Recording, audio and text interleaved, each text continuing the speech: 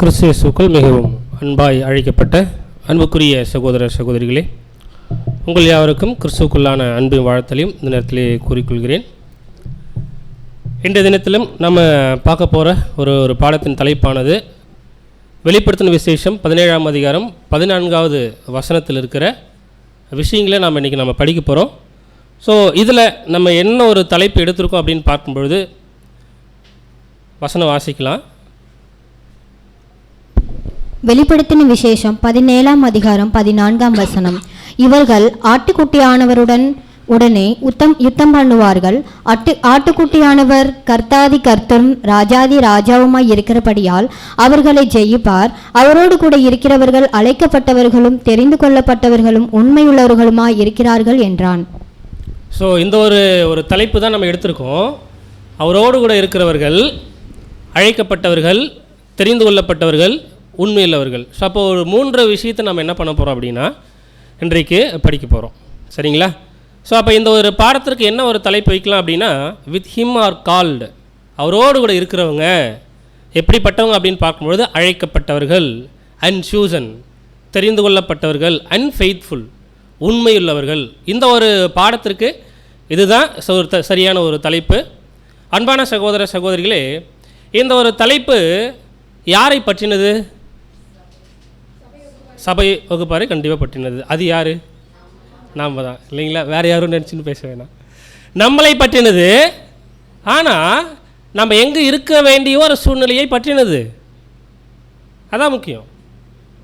அவரோடு கூட இருக்கிறவர்கள், அழைக்கப்பட்டவர்கள், தெரிந்து கொள்ளப்பட்டவர்கள், உண்மையுள்ளவர்கள் அப்படின்னா இது இந்த நிலையை கடந்தவர்களை குறித்து பேசப்பட்டிருக்கா? இந்த 3 நிலையை கடந்தவர்களை குறித்து பேசப்பட்டிருக்கா அந்த வசனம்?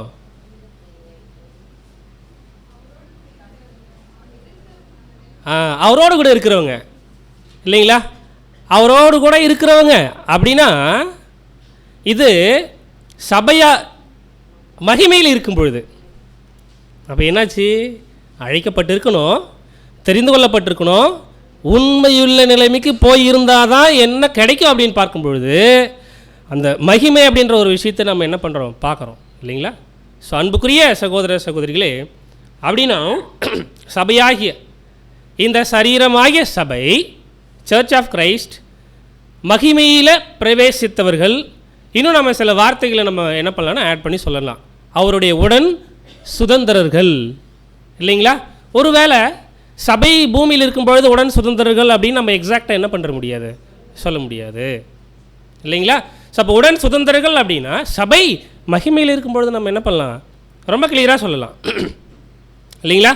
ஸோ அப்போது இது ஒரு பேசிக்கான ஒரு விஷயமாக தான் நமக்கு தோணும்.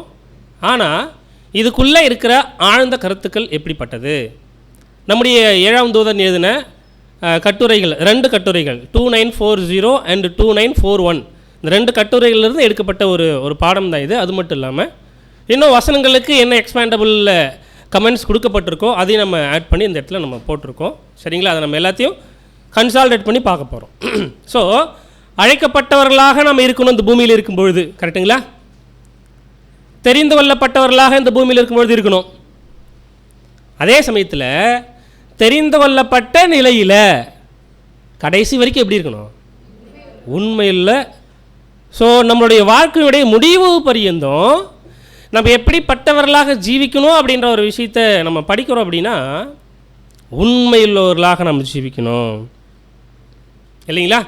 With him are called and chosen and faithful, அவரோடு கூட இருக்கிறவங்க அழைக்கப்படணும், தெரிந்து கொள்ளப்படணும், தெரிந்து கொள்ளப்பட்ட நிலையில் கடைசி வரைக்கும் எப்படி இருக்கணும் அப்படின்னு பார்க்கும்பொழுது உண்மைத்தன்மை அவர்கள்கிட்ட இருக்கணும். சரிங்களா? அப்படின்னா அந்த உடன் சுதந்திரர்களாக மாறுவதற்கு இந்த 3 நிலையும் என்ன இருக்கணும் அப்படின்னு பார்க்கும்பொழுது அவர்கள் அறியப்பட்டு இருக்க வேண்டும்.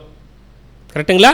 ஸோ அன்பான சகோதர சகோதரிகளே, அப்போ 3 நிலையிலும் என்ன ஆகணும் அப்படின்னு பார்க்கும்பொழுது அவங்க அறியப்பட்டிருக்கணும். அப்போ இதுக்கான அர்த்தங்கள் என்னென்னு டீப்பா அதுதான் நம்ம பார்க்க போகிறோம். சரிங்களா? ஸோ இந்த ஒரு வசனத்தை நம்மளுடைய இருதயத்தில் இல்லை நம்ம படிக்கும்பொழுது என்னென்ன காரியங்கள் மனசில் தோணுது? என்னென்ன விஷயங்கள் மனசில் தோணுது, இல்லை என்னென்ன வசனங்கள் மனசில் வருது? அழைக்கப்பட்ட அழைப்பை பாருங்கள், அழைப்பையும் தெரிந்து கொள்ளதையும் ரட்சிப்பு, உண்மைத்தன்மை, ரைட். அப்புறம் அழைக்கப்பட்டவர்கள் அநேகர், தெரிந்து கொள்ளப்பட்டவர்கள் சிலர். இதுதான் எதிர்பார்த்தது. ஸோ அழைக்கப்பட்டவர்கள் யார் அப்படின்னு பார்க்கும்பொழுது அநேகர், தெரிந்து கொள்ளப்பட்டவர்கள் சிலர். அப்போ ஃபெய்த்ஃபுல், உண்மையுள்ள நிலைமைக்கு போகிறவங்க எவ்வளோன்னா வெரி ஃபியூ, நமக்கு தெரியும். ஓகேங்களா? இப்போ உங்களிடத்தில் ஒரு கேள்வி, இந்த அழைக்கப்பட்ட நிலைமையில் இருக்கிற, அதுக்கப்புறம் தெரிந்து கொள்ளப்பட்ட நிலைமைக்கு வந்த தேவனுடைய பிள்ளைகளுக்கு அவங்க கண்டிப்பாக அவங்களுடைய அந்த இன்வைடேஷன் இருக்குல்ல, அவங்களுடைய காலிங் இருக்குல்ல, அழைப்பு இருக்கு இல்லைங்களா, அது பை கமாண்டா, கட்டளையின் அடிப்படையிலையா, சுயாதீனத்தின் அடிப்படையில்? கரெக்டுங்களா? ஸோ அது எப்படி கொடுத்துருக்காங்க அப்படின்னு பார்க்கும்பொழுது, note that the invited are advised and not commanded. So எப்படி அவங்க கொடுக்கப்படுறது, அதாவது அழைக்கப்பட்ட நிலைமைக்கு நமக்கு வரும்பொழுது, நம்ம எப்படிப்பட்டவர்களாக இருக்கோம் அப்படின்னு பார்த்தோம்னா, நீங்கள் சொன்ன மாதிரி ரொம்ப அருமையான பதில் தான். சுயாதீனத்தின் அடிப்படையில் நம்ம என்ன பண்ணுறோம், அடுத்தடுத்த நிலைக்கு வரோம். அதில் எந்த மாற்று கருத்தும் இல்லை.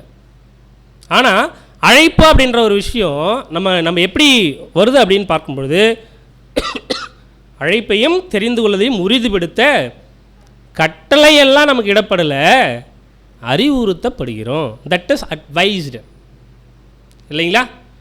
ஸோ இப்படி நாம் எப்படிப்பட்டவர்களாக இருக்கோம் அப்படின்னு பார்க்கும்பொழுது, அதாவது அழைக்கப்பட்ட நிலைமையிலே நம்ம அந்த ஒரு ஸ்டேஜில் முதலாவது அதுதான் நம்ம பார்க்குறோம் இப்போது. ஓகேங்களா? ஸோ அப்போ இந்த பாடத்தில் ஒரு இன்ட்ரொடக்ஷன், அப்புறம் அதுக்கு உள்ளார்ந்த அர்த்தம் என்ன, அதுக்கப்புறம் ஒரு 7 பாயிண்ட், இதுதான் ஒரு 3 பார்ட் அந்த பாடத்தை பிரிக்கிறோம், அவ்வளோதான். சரிங்களா? ஸோ இன்ட்ரொடக்ஷனில் பார்க்கும்பொழுது அழைக்கப்படுதலுக்கான விஷயங்கள் எப்படிப்பட்டதாக இருக்குது, அவ்வளோதான். ஓகேங்களா? ஸோ அப்போ அழைக்கப்படுதல் அப்படின்ற ஒரு விஷயம் நாட் பை கமாண்ட், கட்டளையின் அடிப்படையில் இல்லை.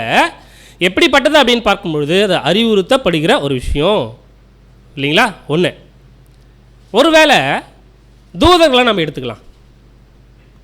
ஓகேங்களா? அவர்களுக்குன்னு ஏதாவது அழைப்பு இருக்கா?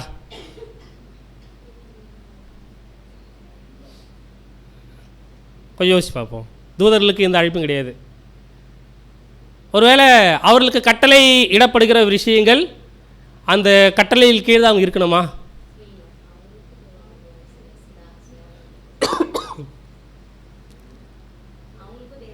அவர்களுக்கு தேவன் சுயாதீனம் கொடுத்துருக்காரு. இப்போ நமக்கு எப்படி, அவங்களுக்கு அப்படி தான். ஓகேங்களா? ஸோ அன்பான சகோதர சகோதரிகளே, இந்த 2940 அவர் கொடுத்துருக்கிற விஷயங்கள், we cannot even suppose that the holy angels are merely invited to obey the divine mandates. இப்போ நம்ம சொன்ன பதில் தான் என்னன்னா, அவங்களுக்கு அந்த தெய்வீக ஒரு விஷயங்களை செய்யணும் அப்படின்னு ஒன்று இருக்குல்ல, டிவைன் மேண்டேட்ஸ், கண்டிப்பாக அதை பண்ணணும் அப்படின்னு ஒன்று இருக்குல்ல, இல்லைங்களா?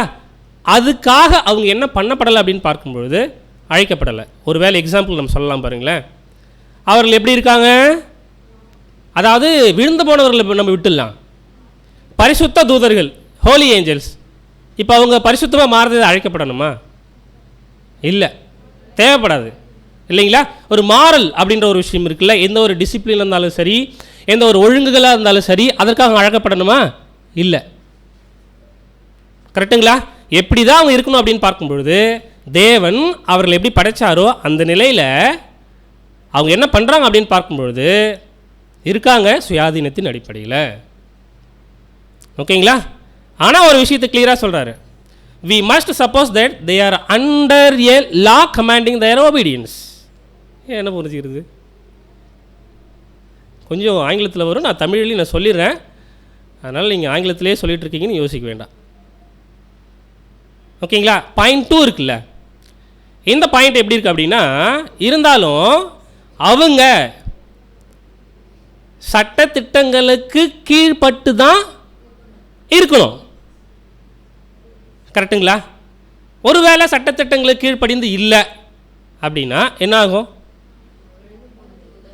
விழுந்து போன தூதர்கள் எப்படி இருக்காங்களோ அந்த நிலைமைக்கு என்ன பண்ணுவாங்க அப்படின்னு பார்க்கும்பொழுது அவர்கள் தள்ளப்படுவார்கள். கரெக்டுங்களா? ஸோ அன்பான சகோதர சகோதரிகளே, அப்போ இஸ்ரேல் ஜனங்களுக்கு கூட பார்க்குறோம், சட்டத்திட்டங்களுக்கு கீழ்ப்படிஞ்சாதான் ஒரு விஷயம் ஜீவன், இல்லைனா ஜீவன் இல்லை. இதுதான் தேவன் என்ன பண்ணுறன்னா, ஒரு நீதிக்கு உட்பட்ட காரியங்களில் அவர் என்ன வச்சுருக்காரோ அந்த விஷயத்தின் அடிப்படையில் அவங்க இருந்தாங்க அப்படின்னா அவர்களுக்கு அந்த ஒரு ஜீவன் இருக்கும், இல்லைனா ஜீவன் இருக்காது. இதுதான் சரிங்களா? ஸோ ஒருவேளை இந்த அழைக்கப்பட்ட நிலைமையில் இருக்கிற தேவனுடைய பிள்ளைகளுக்கு, இப்போ தூதர்கள் கூட பார்க்குறோம் இப்படிப்பட்ட ஒரு நிலைமை தான். கரெக்டுங்களா? இப்போ நமக்கு வேறு ஏதாவது சட்டத்திட்டங்களுக்கு கீழே நாம் இருக்கணுமா? Under the law. ஓகே, அது ரைட்டு தான், அது இருக்கட்டும். அது இல்லை, கண்டிப்பாக அன்பின் பிரமாணத்துக்கே தான் இருக்கணும். நமக்கு எல்லா பிரமாணங்களையும் கன்சால்டேட் பண்ணி அது இருக்குது, ரைட்டு. பட் நாம் கேட்குறது என்னென்னா, இந்த சட்டத்திட்டங்கள் பழைய ஏற்பாட்டின் காலத்தில் இருக்கிற காரியங்கள் இல்லை. ஒருவேளை தேவனுடைய மைண்டில் இருக்கிற சட்டத்திட்டங்கள் தானே எழுதப்பட்டது 700க்கு மேலே, கரெக்டுங்களா? ஸோ அந்த சட்டத்திட்டங்கள் அதற்கு கீழே யார் இல்லை அப்படின்னு பார்க்கும்பொழுது நாம் இல்லை. You are not under the லா.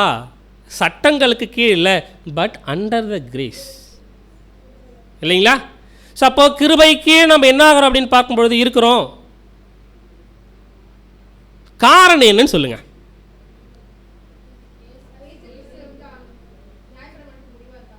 நியாயப்பிரமாணத்தின் முடிவாக இருக்காங்க. வெரி குட், நல்ல பாயிண்ட்டு. அதனால் நம்ம கீழ்ப்பட்டவர்கள் இல்லை. வேறு பாயிண்ட்டு, ரொம்ப சூப்பரான பாயிண்ட் இது. அப்புறம் நீங்கள் பேசுவீங்கன்னு எனக்கு தெரியும்.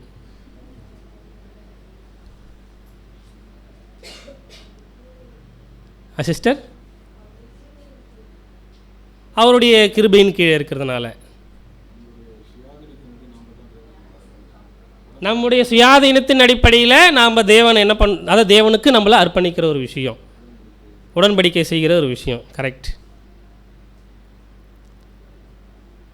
நம்ம சொல்கிறதெல்லாம் ரைட்டு தான்.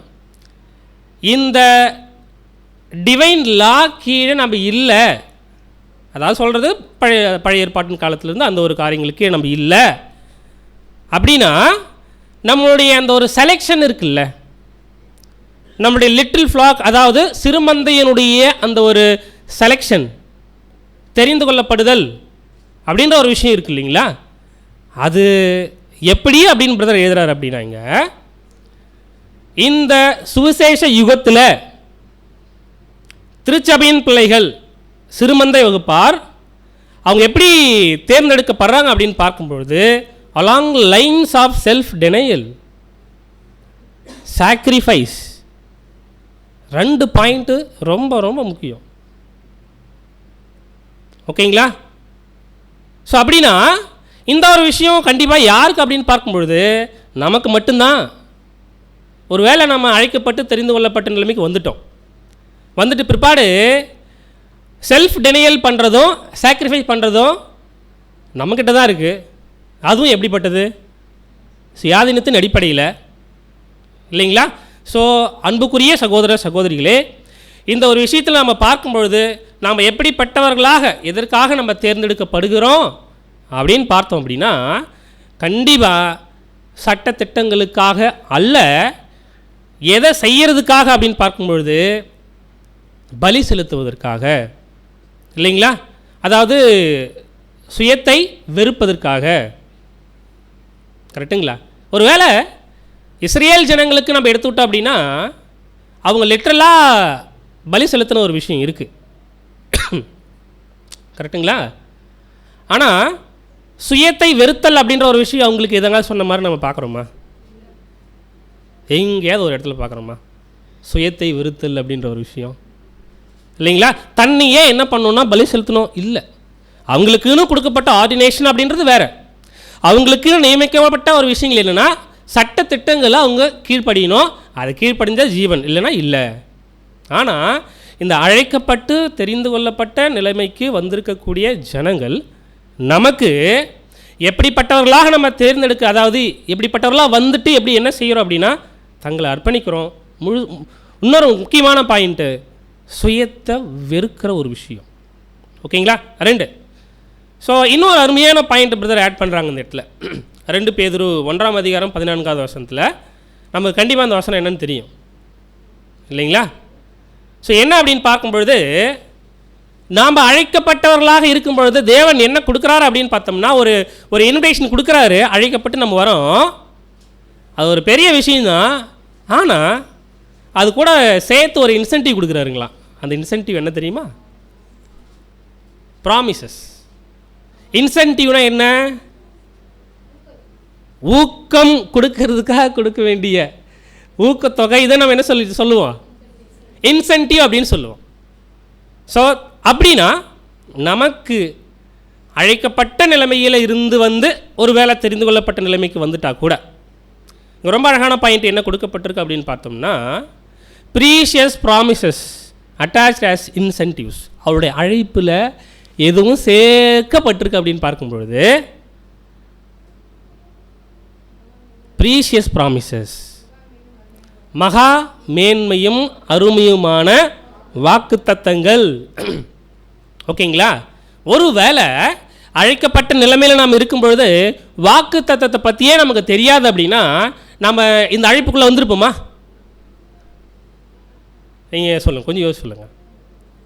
ஒருவேளை நம்ம அழைக்கப்பட்ட நிலைமையை குறித்து நம்ம படித்து அதை குறித்து நம்ம வரும்பொழுது உள்ளே வரும்பொழுதே, சபை பாடங்கள் நம்ம கேட்கும் பொழுதே கூட சொல்லப்போனால் இல்லைங்களா, வாக்கு தத்துவம் அப்படின்ற ஒரு விஷயம் நமக்கு தெரியல அப்படின்னா கண்டிப்பாக நம்ம என்ன பண்ண மாட்டோம்னா அடுத்தடுத்த ஸ்டேஜுக்கு போக மாட்டோம்.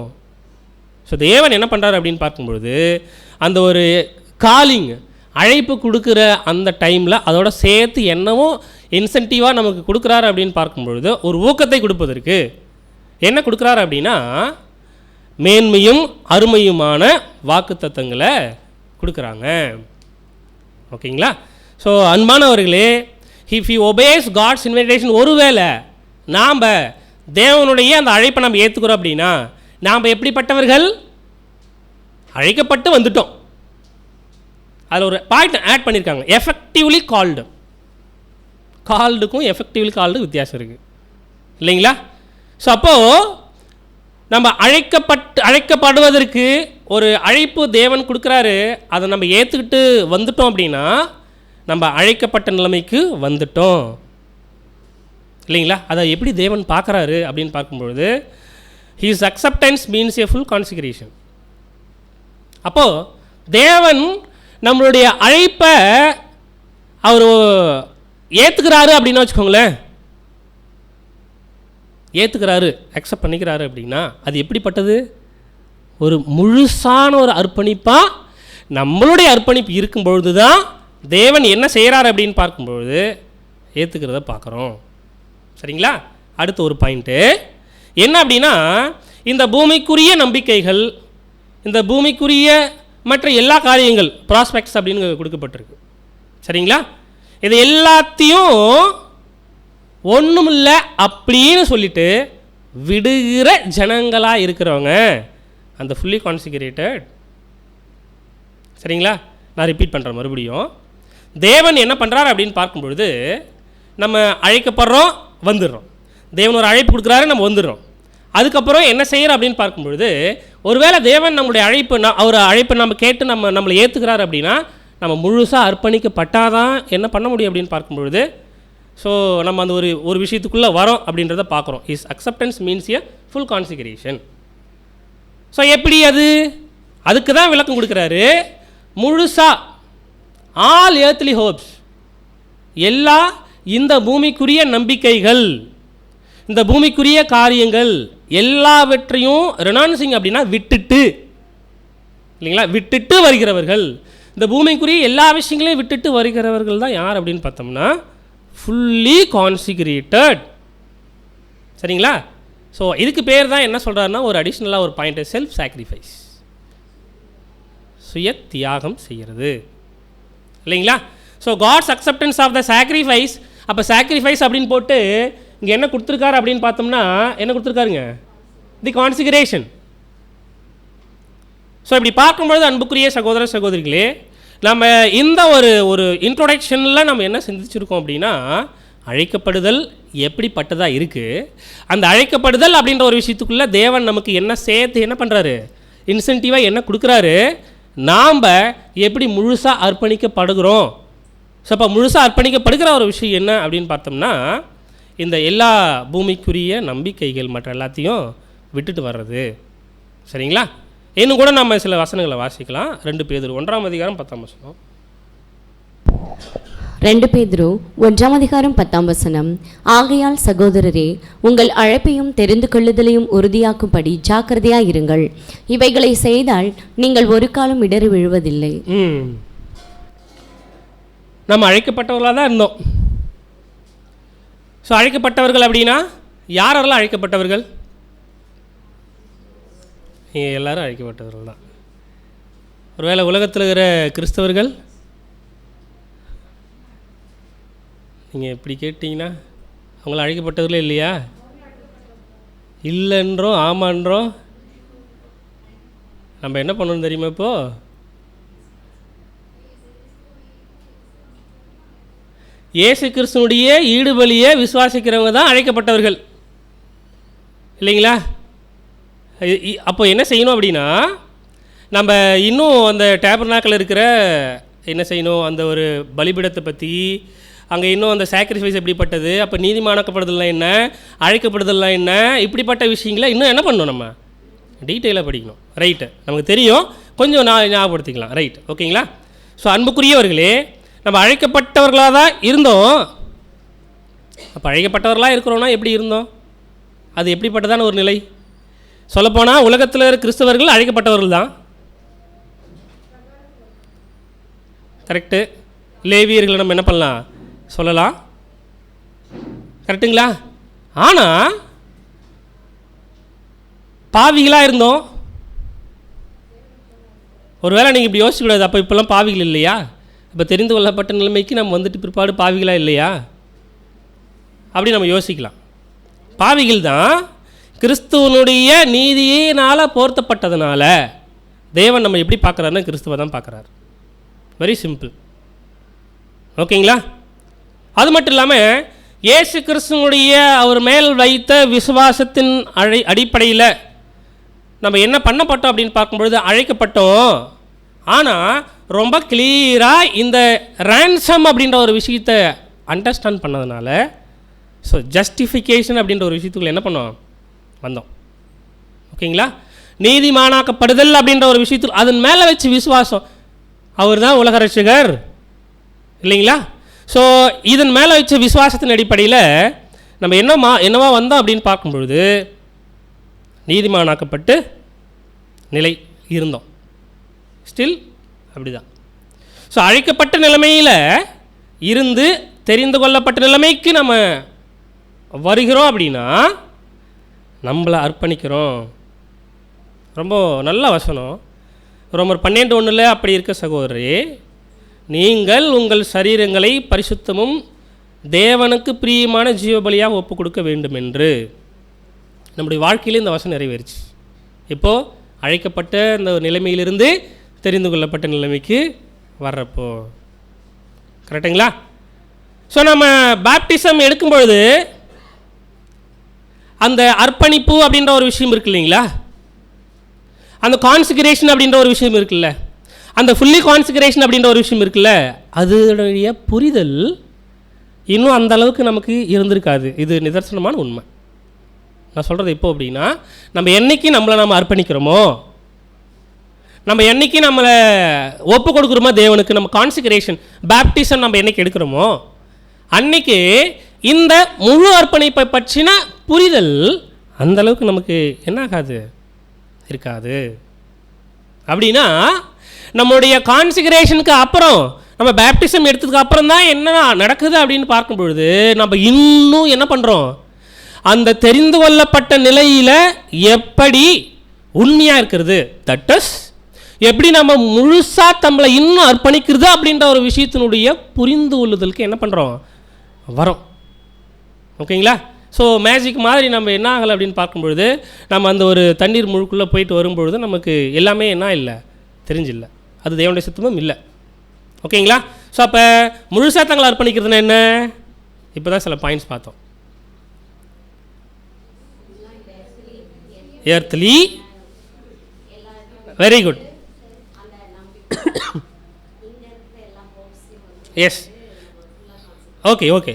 இந்த பூமிக்குரிய எல்லா நம்பிக்கைகளையும் திட்டங்களையும் ஒன்றும் இல்லை நினைக்கிறது. யாராவது அப்படி நம்ம நினைக்கிறோமா? ரொம்ப ரொம்ப ஒரு வேளை நம்ம நினைக்கிறோன்னா விசுவாசம் எல்லாரும் நினைக்கிறோம் அப்படின்றது தான். இப்படி தான் நம்ம என்ன பண்ணுறோம், சொல்லி நம்மளை கன்வின்ஸ் பண்ணிக்கிறோம் இல்லைங்களா? ஸோ அப்படி நம்ம இருந்துடக்கூடாது. இந்த பூமிக்குரிய எல்லா நம்பிக்கைகள், ப்ராஸ்பெக்ட்ஸ், இதுதான் முன்னாடி நம்ம போட்டிருந்தோம். எல்லா திட்டங்கள் இல்லை எல்லா காரியங்களையும், இந்த பூமிக்குரிய எல்லா விஷயங்களையும் இட் இஸ் நத்திங், இது ஒன்றும் இல்லை அப்படின்னு நினைக்கிறது. அப்படின்னா முழுசாக தங்களை அர்ப்பணிக்கிறது அப்படின்ற ஒரு விஷயத்துக்குள்ளே நாம் அப்படின்ற மாதிரி யோசிக்கிற மாதிரி இருக்கும். நான் சொல்கிறது புரியுதுங்களா? இருக்குமா அதுக்குள்ளே அப்படின்ற மாதிரி நம்ம யோசிக்கிற மாதிரி இருக்கும். ஸோ அன்பானவர்களே, ஃபஸ்ட்டு பாயிண்ட் ரொம்ப கிளியராக நம்மளுடைய இருதயத்தின் ஆழத்தில் வைக்க வேண்டிய ஒன்று. வாட் இஸ் ஃபுல்லி கான்சிகரேட்டட் அப்படின்னு கேட்டால், இந்த பூமிக்குரிய எல்லா நம்பிக்கைகளையும் திட்டங்களையும் இது ஒன்றும் இல்லை, இது துச்சம், இதெல்லாம் கிடையாது, ஒன்றும் இல்லை அப்படின்னு நினைக்கிற ஒரு மனசுக்குள்ளே ஒரு சிந்தனைக்குள்ளே அது வந்து அந்த சிந்தனையில் கான்ஸ்டண்ட்டாக, எப்படி சொல்கிறதுனா நிலையா, அந்த நிலையிலே நாம் நீடிக்கிற ஒரு விஷயம். அதில் என்ன ஆகும் தெரியுமா? அப்படியே மேலே ஏறும் இறங்கும், மேலே ஏறும் இறங்கும். இந்த இசிஜி கர்வ் இருக்கும்ல இல்லைங்களா? ஸோ அது எப்படி திடீர்னு மேலே ஏறும், திடீர்னு பார்த்தா ஒரு நாள் ஃபுல்லி கான்சிக்ரேட்டடாக பயங்கரமாக என்ன பண்ணுவோம், மைண்டு ஃபீலாக இருக்கும், பயங்கரமாக யோசிப்போம். திடீர்னு என்ன ஆகும், ஒரு நாள் ஃபுல் டவுன். ஸோ அப்படி இருக்கக்கூடாது.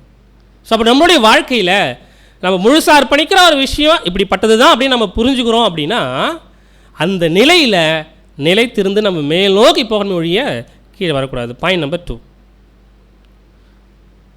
அதான் அந்த செல்ஃப் டினைல் அப்படின்ற ஒரு பாயிண்ட் சொன்னோம்ல. சுயத்திற்கும் மற்றவர்களுக்கும் கீழ்ப்படுகிற அந்த மனசு நம்மளுக்குள்ளே இருக்கக்கூடாது இல்லைங்களா?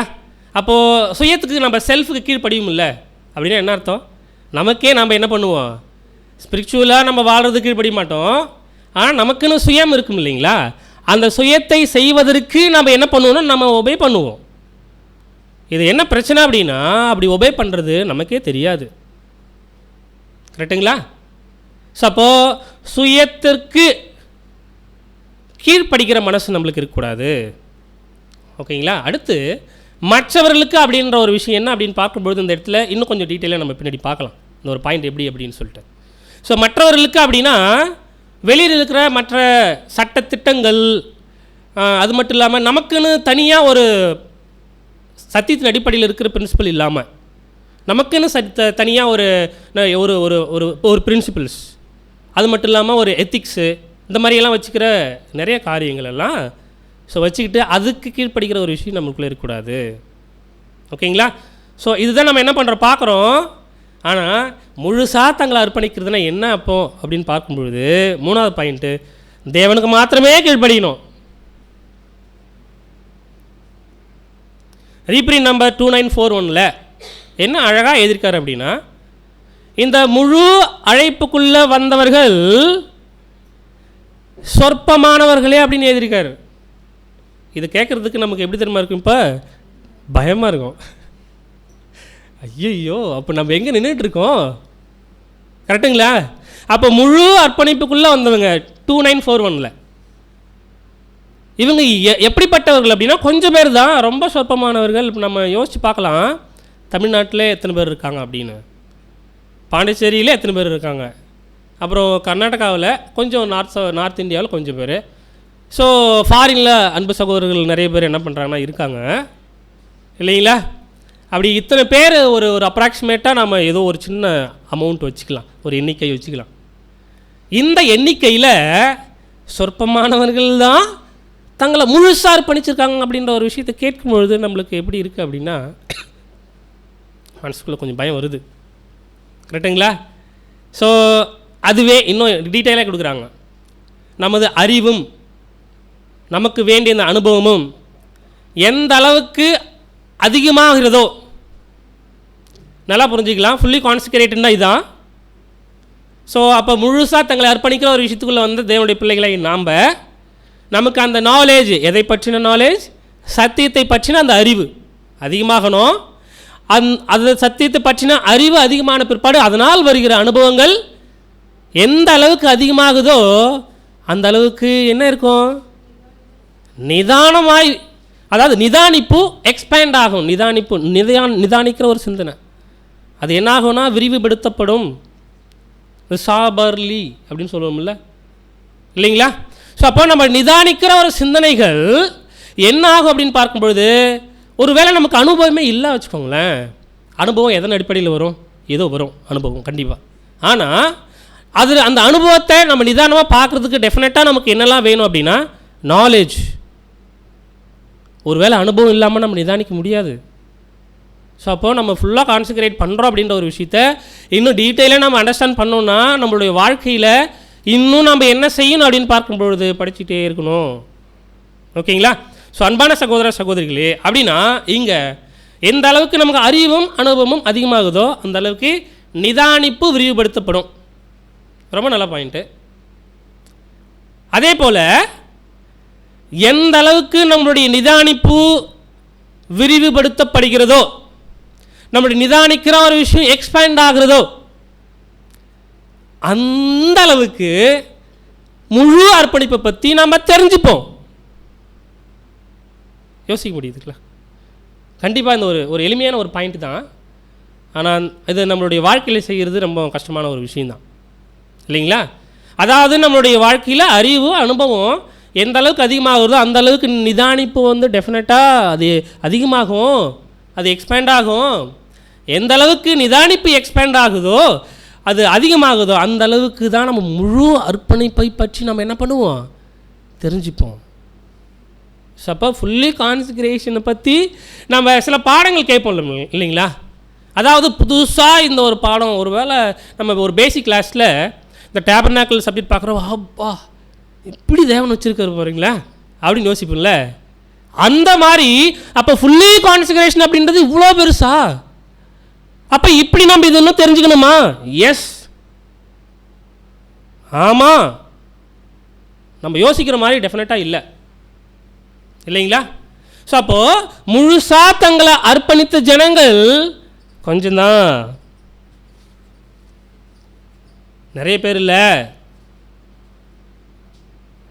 அப்படின்னா நம்ம என்ன புரிஞ்சுக்கிறோன்னா, நாளுக்கு நாள் நாம் முழு அர்ப்பணிப்பை பற்றின புரிந்து கொள்ளுதல் நம்ம கொஞ்சம் கொஞ்சமாக சேர்த்துக்கிட்டே இருக்கோம். எங்கே? நம்மளுடைய அந்த சத்திய அறிவில், நாலேஜ், இல்லைங்களா? ஸோ இதுதான் நம்ம பார்க்குறோம். அடுத்து இப்படிப்பட்ட முழு அர்ப்பணிப்பு அது எப்படிப்பட்டது அப்படின்னு பார்க்க ரொம்ப ரொம்ப பெருசு. இது இந்த ஃபுல்லி கான்சன்ட்ரேட்டட் அப்படின்றது ஒரு பிக்கெஸ்ட் ஒன். நம்ம யோசிக்கிற மாதிரி மனசில் ரோண்டு அந்த ஒரு இடத்த வச்சிருக்கூடாது, அதுக்கு ரொம்ப பெருசு, இல்லைங்களா? அப்போது இது ரொம்ப பெருசு அப்படின்னா தேவன் அவர் எதிர்பார்க்குற ஸ்டாண்டர்ட் அப்படின்றது ரொம்ப ஹை. அவர் எதிர்பார்க்குற ஸ்டாண்டர்ட் இருக்குல்ல. ஸோ அப்போ சாதாரணமாக நம்ம என்ன பண்ணுற முடியாதுன்னா, தெரிந்து கொள்ளப்பட்ட நிலைமையிலிருந்து உண்மையான அந்த ஒரு நிலைமையை நம்ம நீடித்து வாழ்ந்து முடித்து சபையாக மாறுறது ரொம்ப கஷ்டமான ஒரு விஷயந்தான், இல்லைங்களா? ஸோ அதனால தான் என்ன சொல்கிறாங்க அப்படின்னு பார்க்கும்பொழுது இங்கே ரொம்ப கிளியராக சொல்கிறாரு. 2941 முழுசாக தங்களை அர்ப்பணிச்சுங்க, வெரி ஃபியூ அப்படின்னு. ஓகேங்களா? ஸோ அடுத்து நமக்கு என்னதான் நமக்கு விசுவாசம் வேணும் அப்படின்னா, நம்ம எல்லாரும் யார்? முழுசாக அர்ப்பணித்தவர்கள் தான், கரெக்டுங்களா? தங்களை நாங்கள் முழுசாக அர்ப்பணித்திருக்கோம் அப்படின்ற ஒரு விசுவாசம் நமக்கு ஒரு வேலை இல்லை அப்படின்னா அடுத்தடுத்த பாதையில் நம்ம போவதற்கு டெஃபினட்டாக நம்முடைய மனசு வராது, இல்லைங்களா? அதாவது வாழ்க்கையில் இந்த இந்த மாணவர்களுக்கெல்லாம் மோட்டிவேஷ்னல் கிளாஸ் கொடுக்குறப்போ, நீங்கள் ஐஏஎஸ் படிக்கணுமா, என்ன பண்ணணும் தெரியுமா? உங்கள் பேர் என்ன? சிவராஜ் ஐஏஎஸ்ன்னு எழுதி வீட்டில் ஒரு 4 இடத்துல நீ எங்கெல்லாம் பார்க்குறேன் ஒட்டி வச்சுக்கோ. ஏன் நீ ஐஏஎஸ்ஸாக மாறிட்ட அப்படின்ற ஒரு விஷயம் உன் மனசுக்குள்ளே பதியணும். அவள் பதிஞ்சாதான் என்ன பண்ண முடியும், அதற்காக பிரயாசப்பட முடியும் அவர், அடுத்தடுத்த படிகளுக்கு என்ன பண்ண முடியும், அவர் போக முடியும் இல்லைங்களா? ஸோ நாம் பிலீவ் பண்ணோம் நாம் தங்களை முழுசாக தான் அர்ப்பணிச்சிருக்கோம் அப்படின்ற ஒரு விஷயத்த. ஆனால் இது ரொம்ப பெரிய விஷயம். அழைக்கப்படுதல், தெரிந்து கொள்ளப்படுதல். இந்த தெரிந்து கொள்ளப்படுதலில் உண்மையாக இருத்தல் அப்படின்ற ஒரு விஷயம், நீடித்திருக்கிற ஒரு விஷயம், இது ஒரு சாதாரண விஷயம் இல்லை. இது ஒரு பெரிய விஷயம். நல்லா நம்ம புரிஞ்சுப்போம். ஓகேங்களா? ஸோ இதுக்கு தான் நம்ம என்ன செய்ய போகிறோம் அப்படின்னா, ஒரு வேளை நம்ம சில கேள்விகளை கேட்கலாம். எப்படி கேட்கலான்னா அப்படின்னா, பிரதர் எப்படி அழைக்கப்பட்டவர்கள் நமக்கு தெரியும். ஸோ உள்ளே வந்தாச்சு, நம்ம அர்ப்பணிக்கிறோம். அர்ப்பணித்த பிறகு தங்களை பேப்டிசம் எடுத்த பிறகு தான் முழு அர்ப்பணிப்பு அப்படின்ற ஒரு விஷயத்தினுடைய புரிந்து கொள்ளுதல், அறிவும் அனுபவமும் அதிகமாகும் பொழுது நிதானிப்பு அதிகமாகிறது. நிதானிப்பு அதிகமாகிற பொழுது தான் இந்த முழு அர்ப்பணிப்பு பற்றின அறிவு நமக்கு என்ன ஆகுது, வருது இல்லைங்களா? ஸோ அப்போ அந்த நிதானிப்பு அப்படின்ற ஒரு விஷயத்தை நம்ம மனசில் வைக்கும் பொழுது, நம்ம ரீசெண்டாக படிச்சுட்டு இருக்கிற அந்த எந்த ஒரு சாப்டர் படிச்சுட்ருக்கோம் டியூஸ்டேயில், தெளிந்த புத்தியுள்ள ஆவி இல்லைங்களா? நிறைய அந்த வார்த்தை வரும், நிதானிப்பு, சாபர்லி அப்படின்ற ஒரு வார்த்தை நிறைய பயன்படுத்தப்பட்டிருக்கோம். சவுண்ட் மைண்டு மாதிரி நிதானிப்பு அப்படின்ற ஒரு விஷயம் இல்லைங்களா? So right. இப்போ அழைக்கப்படுதல், தெரிந்து கொள்ளப்படுதல் அப்படியே அந்த ஒரு ஸ்டேஜில் கடைசி வரை உண்மையுள்ளவர்களாக இருக்கணும்னா அதற்கு என்னென்ன அறிகுறிகள் இருக்குது இல்லைங்களா? What constitute the faithful saint? So அப்போது என்ன மாதிரியான சைன்ஸ், அடையாளங்கள், அறிகுறிகள் இருக்குது அப்படின்ற ஒரு 7 பாயிண்ட்டை மட்டும் பார்த்துட்டு நம்ம பாடத்தை முடிக்க போகிறோம். ஓகேங்களா? ஃபஸ்ட் பாயிண்ட்டு, சங்கீதம் 40ஆம் அதிகாரம் 8ஆம் வசனம். சங்கீதம் 40ஆம் அதிகாரம் 8ஆம் வசனம். என் தேவனே, உமக்கு பிரியமானதை செய்ய விரும்புகிறேன், உமது நியாயப்பிரமாணம் என் உள்ளத்திற்குள் இருக்கிறது என்று சொன்னேன். என் தேவனே, உமக்கு பிரியமானதை செய்ய நான் விரும்புகிறேன். இது இங்கிலீஷில் ரொம்ப அழகாக இருக்கு அந்த வார்த்தை, I delight to do thy will. அந்த உம்முடைய அதாவது உமக்கு பிரியமானதை செய்ய விரும்புகிறேன். ஆக்சுவலி இந்த ஒரு வசனம் ஃபஸ்ட்டு யாருக்கு? இதை முதல்ல பார்க்கலாம். இயேசு கிறிஸ்துவுக்கு. எப்போ?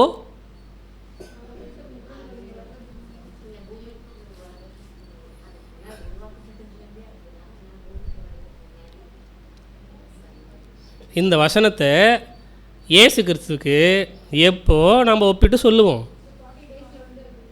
40 டேஸில் வர்றதுக்கு முன்னாடினா மேலே ப்ரீ ஹியூமன் எக்ஸிஸ்டன்ஸ். ஓகே, மேலே இருக்கும் பொழுது, கான்சிகரேட்டட் பண்ணும் பொழுது. வெரி குட், அதான் பாயிண்ட்டு. அதாவது மேலே அந்த ப்ரீ ஹியூமன் எக்ஸிஸ்டன்ஸ் இருந்துச்சுல்ல, அந்த தூதருடைய நிலைமை இருந்துச்சு இல்லைங்களா? அந்த நிலைமையில் இயேசு கிறிஸ்து இருக்கும் பொழுது அவர் என்னெல்லாம் செஞ்சார் அப்படின்னா, தேவனுடைய சித்தத்தை செஞ்சார் இல்லைங்களா? உம்முடைய சித்தத்தை பண்ணுறதுக்காக நான் போகிறேன் அப்படின்னு என்ன பண்ணாருன்னா சொல்லிட்டு வந்தார். ஆனால் சங்கீதம் 40:8 இந்த வசனம், என் தேவனே உமக்கு பிரியமானதை செய்ய விரும்புகிறேன், உமது நியாயப்பிரமாணம் என் உள்ளத்தில் இருக்கிறது என்று சொன்னேன். பாருங்கள், அப்போ நியாயப்பிரமாணத்தை பற்றி என்ன பண்ணுறாருங்க, பேசுகிறாரு இல்லைங்களா? ஏன் இருதயத்தில் இருக்குது அப்படின்னு நான் சொன்னேன் அப்படின்னா நம்ம இதை எப்படி செஞ்சிட முடியாது, எப்படி யோசிச்சிட முடியாதுன்னா, அவர் ஹெவனில் இருக்கும்பொழுது அவருடைய முதல் நிலை இருந்துச்சுல்ல, அதில் இருக்கும்பொழுது அவர் செஞ்ச ஒரு விஷயம் நம்ம திங்க் பண்ண முடியாது. ரைட்டு. ஸோ எப்பொழுது தன்னை அர்ப்பணித்தாரோ அவர் எப்போ பேப்டிசம் எடுத்தாரோ அந்த டைமில் நம்ம என்ன பண்ணலாம், இந்த ஒரு வசனத்தை மேட்ச் பண்ணி ரொம்ப பார்க்குறது ரொம்ப கிளியராக இருக்கும். ரைட்டு, பாருங்களேன். அடுத்து உமக்கு பிரியமானதை, அது இங்கிலீஷில் டிலைட் அப்படின்னு இருக்குல்ல. டிலைட் அப்படின்னா என்ன அர்த்தம் அப்படின்னா மகிழ்ச்சி, ரொம்ப சந்தோஷம். கரெக்டுங்களா? ஸோ அப்படின்னா நம்முடைய ஆண்டவராக இயேசு கிறிஸ்து நமக்கு ஒரு முன்மாதிரியாக இருக்கிறார் அப்படின்னா ரொம்ப ஒரு கிளியரான ஒரு விஷயந்தான் இது. அப்போ அவர் உங்களுடைய வேலையை செய்கிறதுக்கு, அப்பா உங்களுடைய வேலையை நான் செய்கிறதுக்கு நான் ரொம்ப மகிழ்ச்சியாக என்ன பண்ணுறேன், வரேன். அப்படின்னு இல்லைங்களா? அப்போ இந்த வசனம் நமக்கு பொருந்தாதா? இந்த வசனம் நமக்கு பொருந்தாதா? நமக்கு இந்த வசனம் பொருந்தும் இல்லைங்களா? அப்போ இந்த வசனம் நமக்கு பொருந்தது அப்படின்னா நாம் செய்கிற தேவனுடைய காரியங்களில் நம்ம மகிழ்ச்சியுடன் இருக்கிறோமா? லாஜிக் தான். அதாவது எஸ் ஆர் நோ. எஸ்னா டிக் மைண்டில், நோனா நோ டிக் மைண்டு இல்லைங்களா? ஸோ அப்போ தன்னை முழுசாக அர்ப்பணிக்கிற இல்லைனா அர்ப்பணித்த ஒரு விஷயம், அந்த அர்ப்பணித்த ஒரு விஷயத்துக்கு கடைசி வரைக்கும் உண்மையாக இருக்கிற ஒரு விஷயத்துக்கு என்னென்ன அறிகுறிகள் இருக்கும் அப்படின்றது மொதல் பாயிண்ட்டு. நம்ம அப்பாவுடைய ஊழியம் செய்கிறதுல நம்ம ரொம்ப சந்தோஷமாக செய்கிறோமா? நமக்குன்னு நிறைய கடமைகள் இருக்குல்ல. நமக்குன்னு என்ன கடமை இருக்குது? ஊழியம் செய்கிறது தான் நம்மளுடைய பிரதான கடமை. கரெக்டுங்களா? ஸோ கடமைகள் மற்றும் பொறுப்புகள் இவைகள் எல்லாவற்றையும் செய்கிறதுல நம்ம டிலைட்ஃபுல்லாக இருக்கணும். கரெக்டுங்களா? எப்படி இருக்குன்னா ரொம்ப சந்தோஷமாக இருக்கணும். ரொம்ப கிளியரான ஒரு வார்த்தை, மகிழ்ச்சியாக செய்யணும். அப்போ ஊழியம் செய்யறதுனா எப்படிப்பட்ட ஊழியம்? கரெக்டாக வந்துட்டோம். இப்போ சகோதரர்கள் சகோதரிகள், கரெக்டுங்களா? சகோதரர்களுக்கு ஒரு ஊழியம், சகோதரிகளுக்கு ஊழியம். ஓகேங்களா? சில நேரங்களில் இணைந்து நம்ம ஒரு ஒரு ஒரு பப்ளிக் மீட்டிங் போகிறோம் வச்சுக்கோங்களேன், எல்லோரும் சேர்ந்து என்ன பண்ணுறோம்? ஊழியம் பண்ணுறோம்.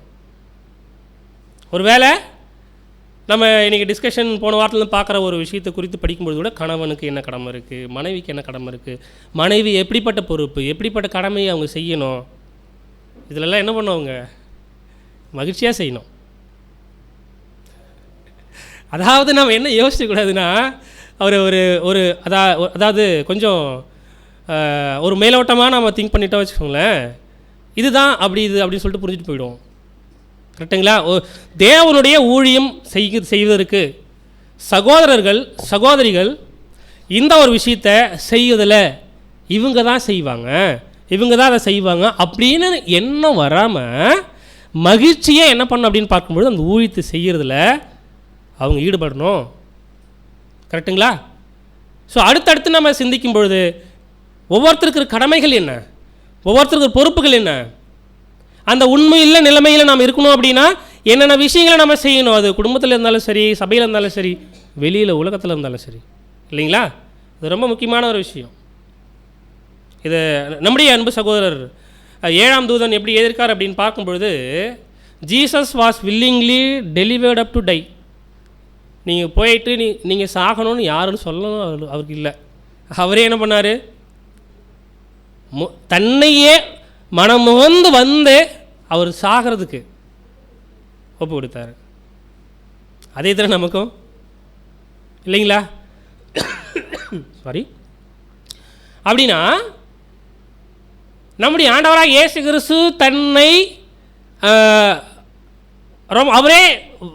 அவரே வந்து மனமுகந்து மறிக்கிறதுக்கு ஒப்பு கொடுத்த ஒரு விஷயம். இது டிலைட்ஃபுல் இல்லையா? இது ஒரு மகிழ்ச்சி இல்லையா? இது மகிழ்ச்சி தானே. அப்போ இயேசு கிறிஸ்துவுக்கு எல்லாருக்காக வந்து இந்த பூமியில் கஷ்டப்பட்டு சாகணும் அப்படின்றதா தெய்வ சித்தம்னா அது டிலைட்ஃபுல், அது ரொம்ப மகிழ்ச்சி. அப்போ நம்முடைய ஆண்டவர் இயேசு கிறிஸ்துவுக்கு அதே தான் என்ன ஆகணும்? நமக்கு இருக்கணும். 2வது பாயிண்ட் இயேசு கிறிஸ்து பற்றி பேசுகிறார். அதாவது every talent and power was offered as a sacrifice.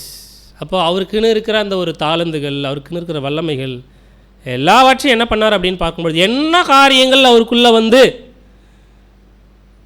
இருந்தாலும் சரி, என்ன ஒரு காரியங்கள், அதாவது what ever that might involve, என்ன ஒரு விஷயம் உள்ளுக்குள்ளே வந்து எது பண்ணாலும் சரி,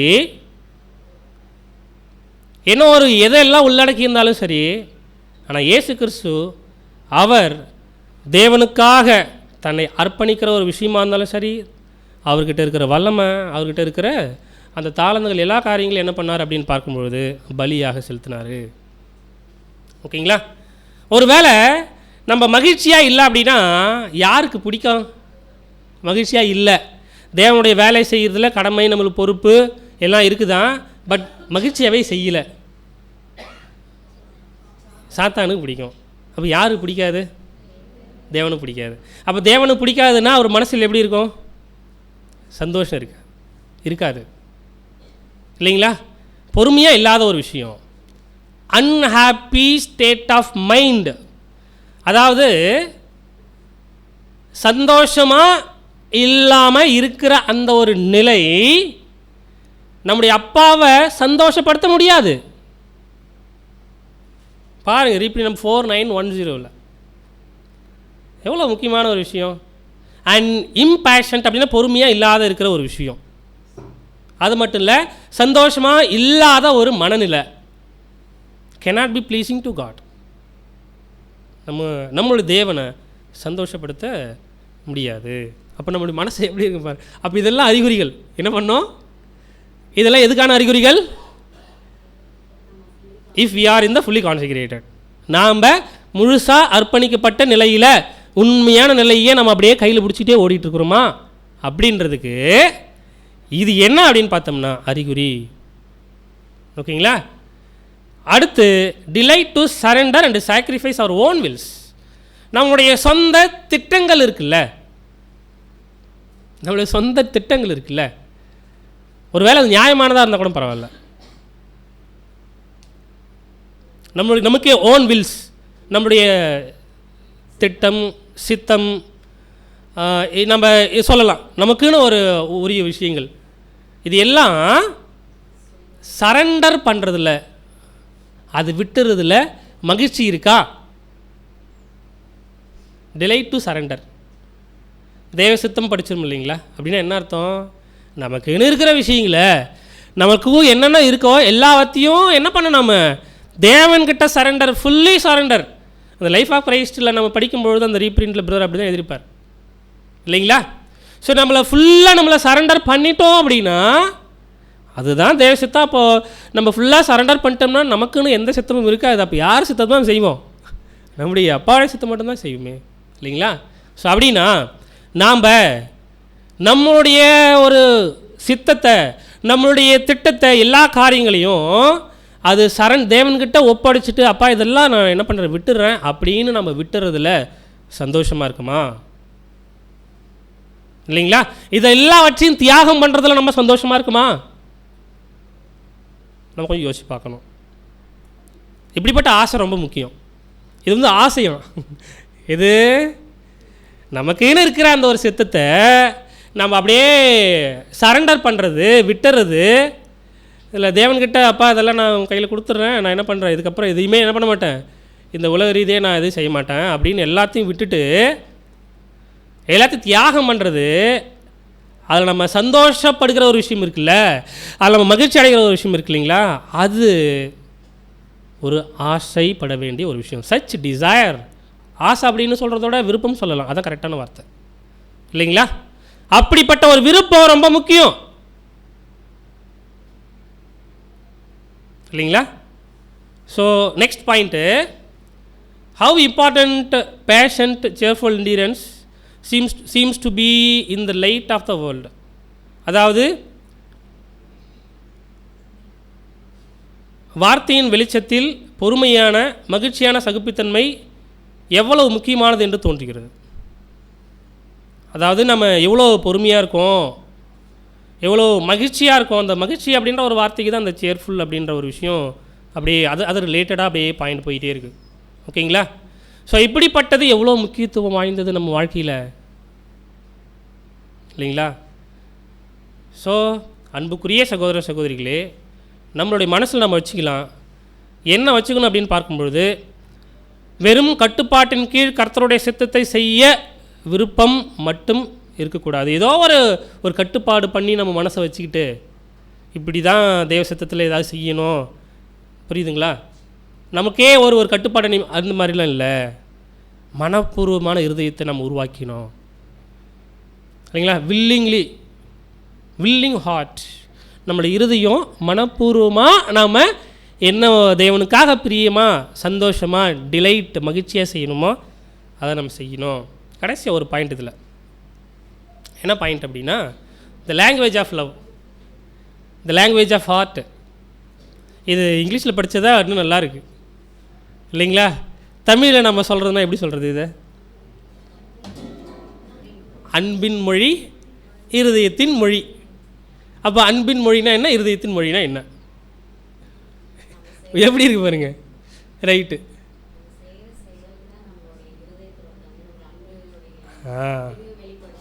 6th வால்யூமில் ரொம்ப கிளியராக இருக்குது.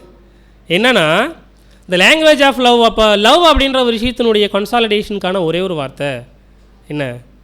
அகாப்பே. நம்ம மனசில் என்ன இருக்குன்னு தெரியுங்களா? இந்த லாங்குவேஜ் ஆஃப் லவ் அப்படின்னு கேட்டால் தட் இஸ் அகாப்பேன்னு என்ன பண்ணோம்? அப்படி சொல்லணும். கரெக்டுங்களா? ஸோ அது எப்படிப்பட்டதாக இருக்கும் அப்படின்னு பார்க்கும்பொழுது எப்பொழுதும் கைண்டாக இருக்கும், எப்பொழுதும் மன்னிக்கிற ஒரு சுபாவம் இருக்கும், சாக்ரிஃபைஸ் பண்ணுற ஒரு விஷயம், எப்பொழுதும் அதாவது பொறுமையாக இருக்கிறது இல்லைங்களா, எப்பொழுதும் சகிப்புத்தன்மையோட எண்டியூரன்ஸோடு இருக்கிறது. இப்படிப்பட்ட விஷயங்களை நம்ம என்ன பண்ணுறோம் பார்க்குறோம். ஓகேங்களா? ஸோ லாங்குவேஜ் ஆஃப் லவ் அப்படின்ற ஒரு விஷயம் இது தான். லாங்குவேஜ் ஆஃப் ஹார்ட் அப்படின்ற ஒரு விஷயத்தை எப்படி டிஃபைன் பண்ணுறாங்க அப்படின்னு பார்க்கும்போது ரொம்ப சின்சியராக, ரொம்ப ஜெனியூனாக, கரெக்டுங்களா, அதாவது உண்மைத்தன்மையாக நேர்மையாக நம்ம இருக்கிற அந்த ஒரு விஷயத்தை இவைகளை நம்ம அப்படியே கூட்டு சேர்த்து சொன்னோம்னா அதான் லாங்குவேஜ் ஆஃப் ஹார்ட். கரெக்டுங்களா? ஸோ அன்புக்குரிய சகோதர சகோதரிகளே, அப்படின்னா நாம் அன்பு செலுத்துறதில்ல எல்லா காரியங்களிலும், கரெக்டுங்களா, ரொம்ப சின்சியாரிட்டியாக தேவனுடைய ஊழியத்தில் செய்கிறதுலையும் நேர்மைத்தன்மை இருக்கிறதுலையும் நம்ம எப்படிப்பட்டவர்களாக இருக்கணும் தெரியுங்களா? மகிழ்ச்சியாக இருக்கணும். அப்போ ஒரு அறிகுறி என்ன? ஒரு symptom, I delight to do thy will, உங்களுடைய சித்தத்தை செய்ய நான் மகிழ்ச்சியாக இருக்கேன் அப்படின்ற ஒரு வார்த்தை தான் மகிழ்ச்சி. கரெக்டுங்களா? அப்போ மகிழ்ச்சியாக நம்ம தேவனுடைய சித்தத்தை செய்கிறதுக்கு இருக்கிறோமா? First point. கரெக்டுங்களா? எல்லாத்துலேயும் நம்ம என்ன பண்ணலாம்? போட்டு வச்சுக்கலாம். செகண்ட், சுயத்தை வெறுப்பது, செல்ஃப் டினையல். வசனம் வாசிக்கலாம். வெளிப்படுத்தின விசேஷம் 20ஆம் அதிகாரம் 4ஆம் வசனம். அன்றியும் நான் சிங்காசனங்களை கண்டேன், அவைகளின் மேல் உட்கார்ந்தார்கள், நியாய தீர்ப்பு கொடுக்கும்படி அவர்களுக்கு அதிகாரம் அளிக்கப்பட்டது. இயேசுவை பற்றிய சாட்சி நிமித்தமும் தேவனுடைய வசனத்தின் நிமித்தமும் சிரசேதம் பண்ணப்பட்டவர்களுடைய ஆத்துமாக்களையும் மிருகத்தையாவது அதன் சொரூபத்தையாவது வணங்காமலும் தங்கள் நெற்றியிலும் தங்கள் கையிலும் அதன் முத்திரையை தரித்து கொள்ளாமலும் இருந்தவர்களையும் கண்டேன். அவர்கள் உயிர்த்து கிறிஸ்துவுடனே கூட 1000 வருஷம் அரசாண்டார்கள். Okay sister. ஸோ இந்த வசனத்தில் எங்கே சுயத்தை வெறுப்பது இருக்கு?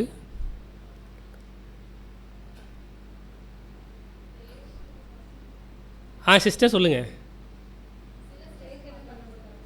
சிரச்சேதம் பண்ணப்படுகிற ஒரு விஷயம். Very good.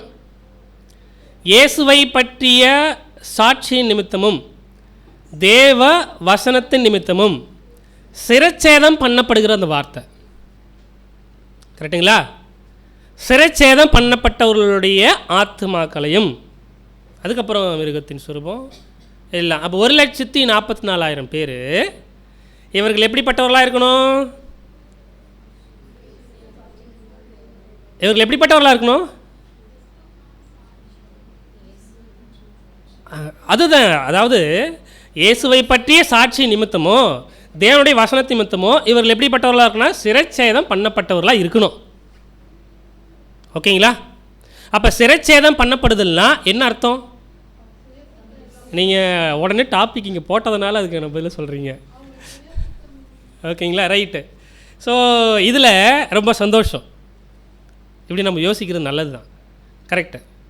ஆனால் இங்கிலீஷில் நம்ம படித்து பார்க்குறோம் வச்சுக்கோங்களேன், இது கொஞ்சம் வித்தியாசமான வார்த்தை கொடுக்கப்பட்டிருக்கு. சரிங்களா? அப்போ 1,44,000 பேர் சிரச்சேதம் பண்ணப்பட்டிருக்கணுமா? ஆமாம். அப்படின்னா நம்முடைய ஆண்டவராக இயேசு கிறிஸ்து கூட சிரச்சேதம் பண்ணப்படலையே லிட்டரலாக. அப்போஸ்தலர்கள் கூட பார்க்குறோம், சிலர் மாத்திரம் நம்ம பார்க்குறதா இருக்கும். சீஷர்களில் சிலர் நம்ம என்ன பண்ணலாம் பார்க்கலாம். ஆனால் எல்லோரும் என்ன பண்ணலை? சிரச்சேதம் பண்ணப்படலை. கரெக்டுங்களா? அப்போ சிறைச்சேதம் பண்ணப்பட்டவர்கள் தான் யார்? 1,44,000 பேர். அப்படின்னா இது லிட்ரலாக இங்கே எழுதப்படலை. இப்போ இதுக்கு இது அடையாளமாக இங்கே எழுதப்பட்டிருக்கு வெளிப்படுத்தின விசேஷத்தில். அப்போ இந்த சிறைச்சேதம் அப்படின்ற ஒரு விஷயத்த நம்ம இங்கிலீஷில் எடுத்து பார்க்கும்பொழுது, and I saw the souls of them that were beheaded. இங்கே வார்த்தை இருக்குல்லையே beheaded அப்படின்ற ஒரு வார்த்தை. அந்த beheaded அப்படின்ற ஒரு வார்த்தை என்ன அப்படின்னு பார்க்கும்பொழுது, beheadedக்கு சரியான விளக்கம் தலை துண்டிக்கப்பட்டவர்கள். கொஞ்சம் பாருங்கள் தலையில்னா எப்படி இருக்குன்னு.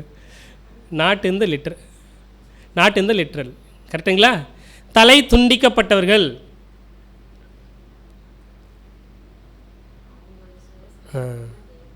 எனக்காக நம்முடைய நான் என்ன நேசிப்பேன், நான் என்னை பற்றியே என்ன பண்ணுவேன், சிந்திப்பேன். எனக்காக மட்டும்தான் என்ன பண்ணுவேன், எல்லாத்தையும் நான் செய்வேன். அந்த திங்கிங் இருக்குல்ல, எங்கே இருக்குது? இங்கேயா இருக்குது இல்லை வேறு கையில் காலில் இருக்கா? தலையில் இருக்குது இல்லைங்களா? ஸோ அந்த திங்கிங் என்ன மாதிரியான திங்கிங் அப்படின்னா, சுயம், என்னுடைய திட்டம், என்னுடைய சித்தம், என்னுடைய டிசைர், என்னுடைய விருப்பங்கள் எப்படிப்பட்டதாக இருக்குது இல்லைங்களா? என்னுடைய என்னுடைய என்னுடைய அப்படின்ற ஒரு விஷயம், நான் அப்படின்ற ஒரு விஷயம் எங்கே குடிகொண்டு இருக்கும் அப்படின்னா, இங்கே தான் அது என்னாகும், ஷேர் போட்டு உட்காண்ட்ருக்கும், வெளில போகாது இல்லைங்களா? ஸோ அப்போ அந்த ஒரு சுயத்தை நான் அப்படின்ற ஒரு விஷயத்த என்ன செய்யணும் அப்படின்னு பார்க்கும்பொழுது அப்படி கட் பண்ணி விடணும். ஸோ அதுதான் தலை துண்டிக்கப்படுறதுன்னு அர்த்தம். நீங்கள் பாருங்களேன், நம் தலையாகிய அதாவது தம் தலையாகிய சுயத்தை வெறுத்து விட்டு கிறிஸ்துவை தலையாக கொண்டிருக்க வேண்டும். இங்கே தலையாகிய அதாவது சுயம் அப்படின்றது தலைக்குள்ளே இருக்கிற சிந்தனைகளை நாங்கள் இங்கே போட்டிருக்கோம். ஓகேங்களா? அதாவது நம் தலையில் இருக்கிற அதாவது சிந்தனைகள் எப்படி இருக்குது, சுயம் கலந்ததாக இருக்கா, நான் எனக்கு அப்படின்னு இருக்கா, அதை வெறுத்து விட்டு கிறிஸ்துவை மட்டும் நம்ம என்ன பண்ணோம், தலையாக போட்டு வச்சுருக்கணும். கரெக்டுங்களா? ஸோ அப்படி நமக்கு யார் தலை? அவ்வளோதானே, இயேசு கிறிஸ்து தானே. அப்போ நான் அப்படின்ற ஒரு சுபாவம் எங்குள்ள இருக்குன்னா, எனக்கு என்னுடைய சித்தம், என்னுடைய திட்டம், எனக்கு விருப்பம் இப்படிப்பட்டது தான் அப்படின்னு எனக்கு இருக்குது அப்படின்னா, எனக்கு தலை யார் இல்லை? தலை யார் இல்லை? கிறிஸ்து இல்லை. தலை நமக்கு யாராக இருக்காங்க? சுயம் அப்படின்ற ஒரு விஷயம் இல்லைங்களா? ஸோ இதுக்கு பிஹேடட் அப்படின்ற ஒரு விஷயத்துக்கு பிரதர் கொடுத்துருக்கிற எக்ஸ்பேண்டபிளில் all to be acceptable as members of the figurative body of Christ. எல்லாரும் எப்படிப்பட்டவர்களாக இருக்கும் அப்படின்னு பார்க்கும்பொழுது, கிறிஸ்துவனுடைய அந்த ஒரு சரீரங்களுக்கு ஒரு விஷயமா நம்ம இருக்கோம். Must be willless headless. எப்படி தான் கொடுக்கப்பட்டிருக்கு? சித்தம் இல்லாத இருக்கணும், தலை இல்லாத இருக்கணும். ஹெட்லெஸ்னால் என்ன அர்த்தம்? தலை இல்லாமல் இல்லைங்களா? தலை இல்லாமல் அப்படின்னா என்ன அர்த்தம் அப்படின்னா, சுயம் இல்லாமல்,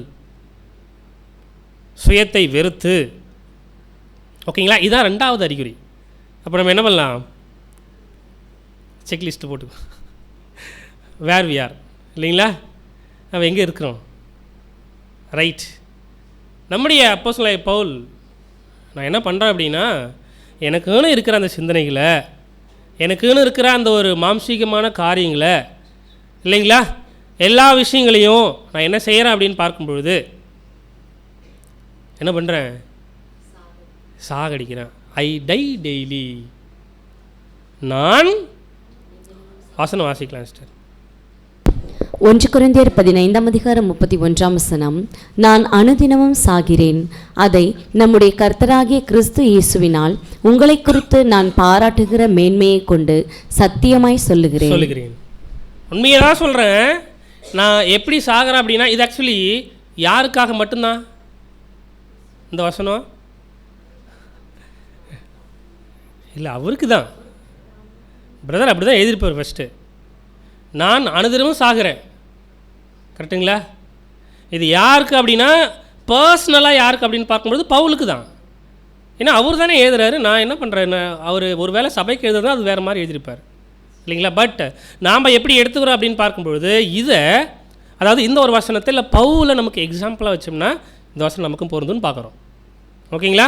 நான் அனுதினமும் சாகிறேன், டெய்லி அப்போ இந்த ஒரு மாம்சத்தை, இந்த தலையில் இருக்கிற தேவையில்லாத சிந்தனைகளை, சுயத்தை, இதெல்லாம் என்ன செய்யணும் அப்படின்னு பார்க்கும்போது நம்ம இருக்கணும்.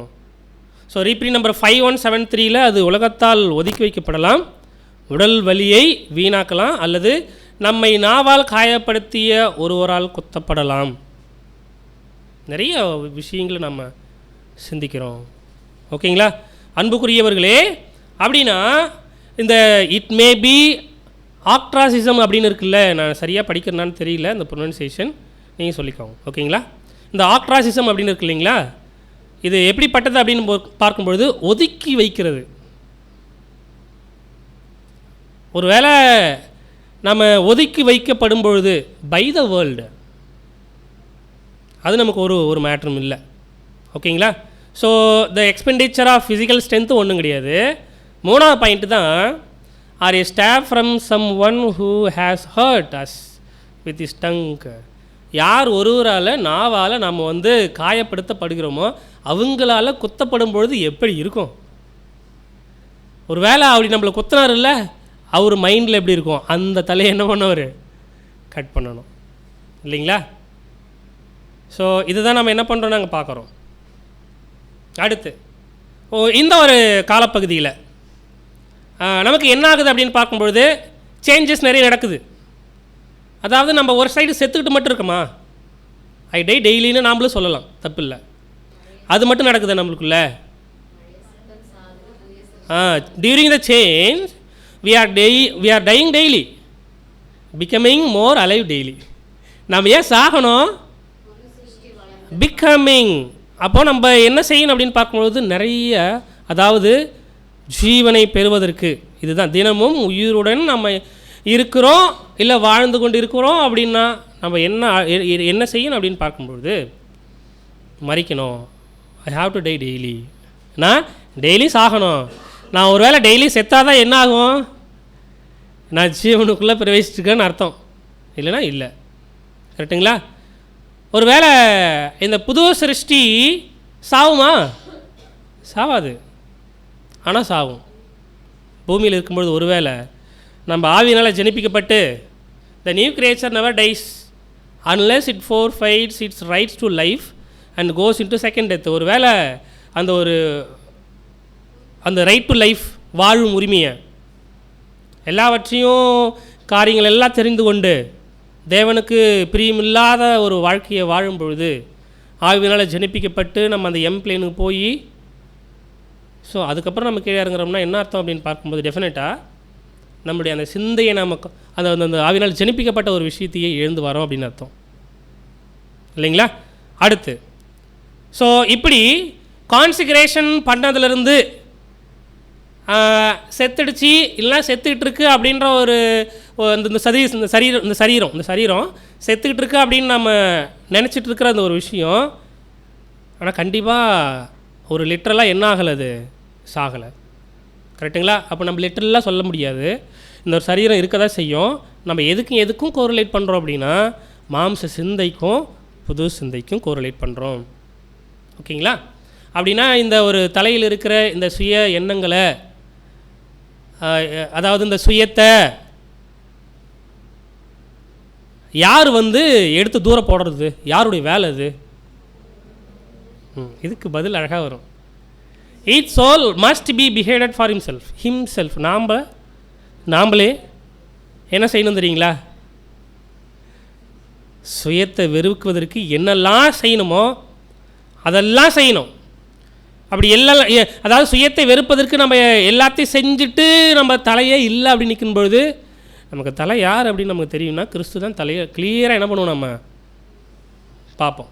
ஸோ இதுதான் ரீப்ரிண்ட் நம்பர் 2845 2700 நம்ம கேட்டுக்கிற கேள்விகள். எப்படின்னா, நான் சுயத்தை முழுசாக விட்டுட்டேனா, செல்ஃப் வில் இருக்குல்ல, மை ஓன் செல்ஃப் வில், அதை ஐ ஹாவ் கிவன் அப் அப்படின்னு, ஹாவ் ஐ கிவன் அப், நான் விட்டுட்டேனா அப்படின்னு ஒரு கேள்வி. இப்போ நம்ம என்ன பண்ணோம்?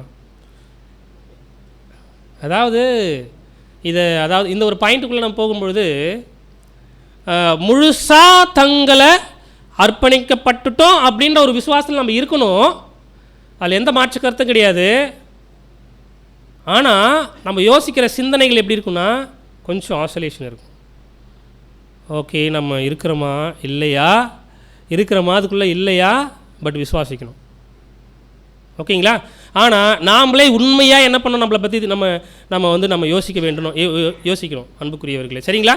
ஸோ அப்போது இந்த ஒரு விஷயம் சுயத்தை முழுசாக நம்ம விட்டுட்டோமா, ஒரு வேளை விட்டுட்டோம்னா அது நம்ம எங்கே விட்டோம்? ஓகேங்களா? அதான் கேட்டிருக்கார் கேள்வி. அடுத்து என்ன கேட்டிருக்காரு அப்படின்னா, am I ignoring all other contrary heads. அப்போ நமக்கு அந்த இந்த ஒரு ஹெட் இருக்குது, இது சுயம் அப்படின்ற ஒரு ஹெட்டு.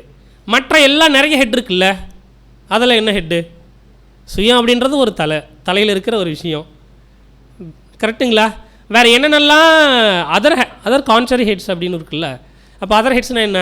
சுயம் மட்டும் கிடையாது, தலையில் இந்த பாவத்துக்கு உரிய என்னென்ன விஷயங்கள் எல்லாம் தோணுதோ இல்லைங்களா, சுயம், பொறாமை இல்லைங்களா, சிந்தனையில் அந்த ஒரு பாவத்தன்மை, பெருமை, மேட்டிமை, பாயிண்ட் இருந்தால் சொல்லுங்கள் இல்லைங்களா. ஸோ இதை எல்லாம் என்ன பண்ணோம் அப்படின்னு பார்க்கும்பொழுது இக்னோர் பண்ணிட்டோமா. And authorities to be taught of the Lord. So அப்போ அந்த அத்தாரிட்டிஸ் அப்படின்றது என்ன அப்படின்னு பார்க்கும்பொழுது நமக்கு அந்த ஒரு அதிகாரத்துக்குரிய ஒரு ஒரு ஒரு காரியங்கள்.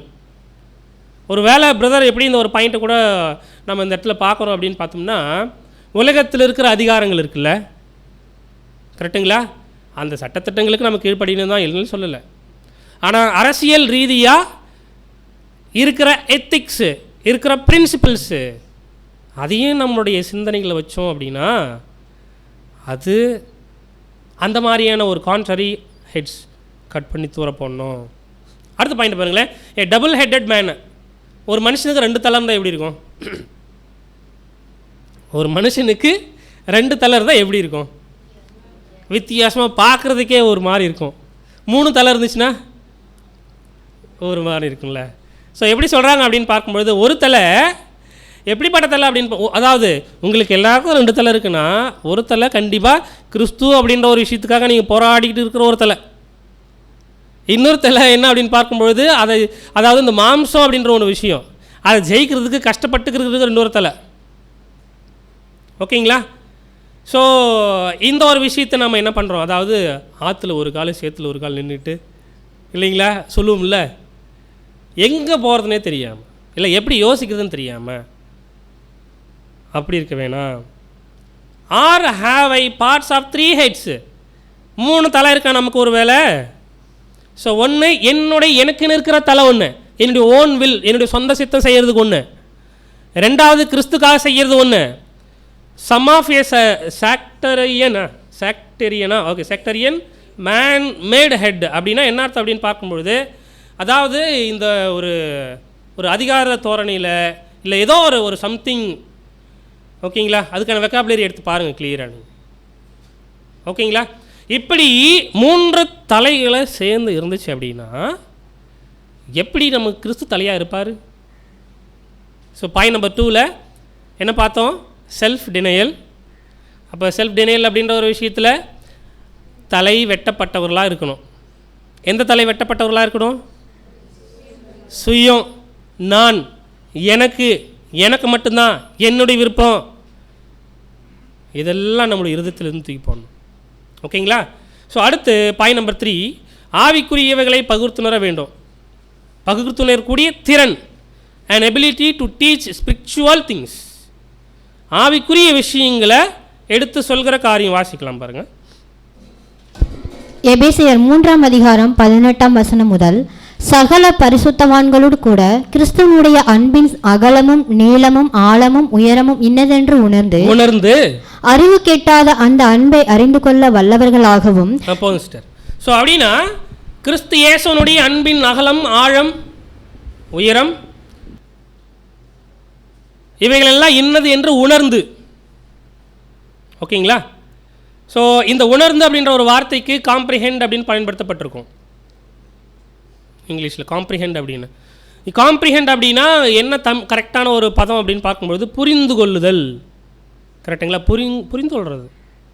ஸோ அப்படின்னா கிறிஸ்து இயேசுவனுடைய அவரை பற்றின பாருங்களேன், ஒருவேளை இந்த கிறிஸ்து இயேசுனுடைய மாம்சீக வாழும் உரிமை ஒரு புக் இருக்குல்ல, அதில் நிறைய ஒரு ஒரு ஒரு 6, 7, 8 ரீப்ரிண்ட்டு தான் இருக்கும். ஆனால் எல்லாமே கோல்டன் டெக்ஸ்ட் தான். எல்லாம் வசனங்கள் எல்லாம் எப்படிப்பட்ட வசனங்கள் அது இல்லைங்களா? அப்போ கிறிஸ்து இயேசுவை பற்றினா அவருடைய அன்பு, அன்பினுடைய ஆழம், அகலம், நீளம், உயரம், இவைகள் எல்லாம் எப்படி நம்ம உணருதுன்னு புரிந்து கொள்கிறோம், நாம் காம்ப்ரிஹெண்ட். ஓகேங்களா? ஆனால் பவுல் எழுதியிருக்கார் பாருங்க வசனம், அறிவு கெட்டாத அந்த அன்பை அறிந்து கொள்ள வல்லவர்களாகும். இது எப்படி தோணுச்சு பவுலுக்கு? கொஞ்சம் யோசிச்சு பாருங்களேன். நம்ம படிக்கிறோம் தான் சாதாரணமாக அந்த வசனத்தை. இது எப்படி ஒரு வேளை, அதாவது கண்டிப்பாக நமக்கு என்ன ஆயிருக்காது, இது ஒரு வேளை அந்த சூழ்நிலை இருந்தால் நமக்கு இவ்வளோ தோணிருக்குமெல்லாம் நமக்கு தெரியல. எவ்வளோ அழகாக திங்க் பண்ணியிருக்கார் பாருங்கள். அது யோசனைகள்.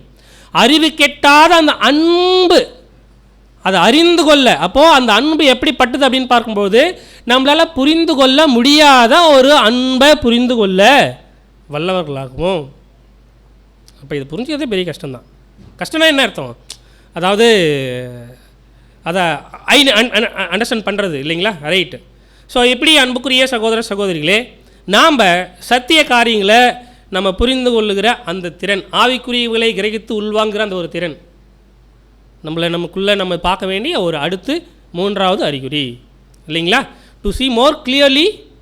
சத்தியத்தை நம்ம பார்க்கும்போது நம்ம தெளிவாக, ஓ இதுதான் ட்ரூத், இதுதான் ஒரு விஷயங்கள், இதுதான் நம்மளுடைய பாதை இல்லைங்களா? ஸோ அப்போ சத்தியத்தினுடைய கிளியர் நாலேஜ் நம்மளுக்கு இருக்குங்களா?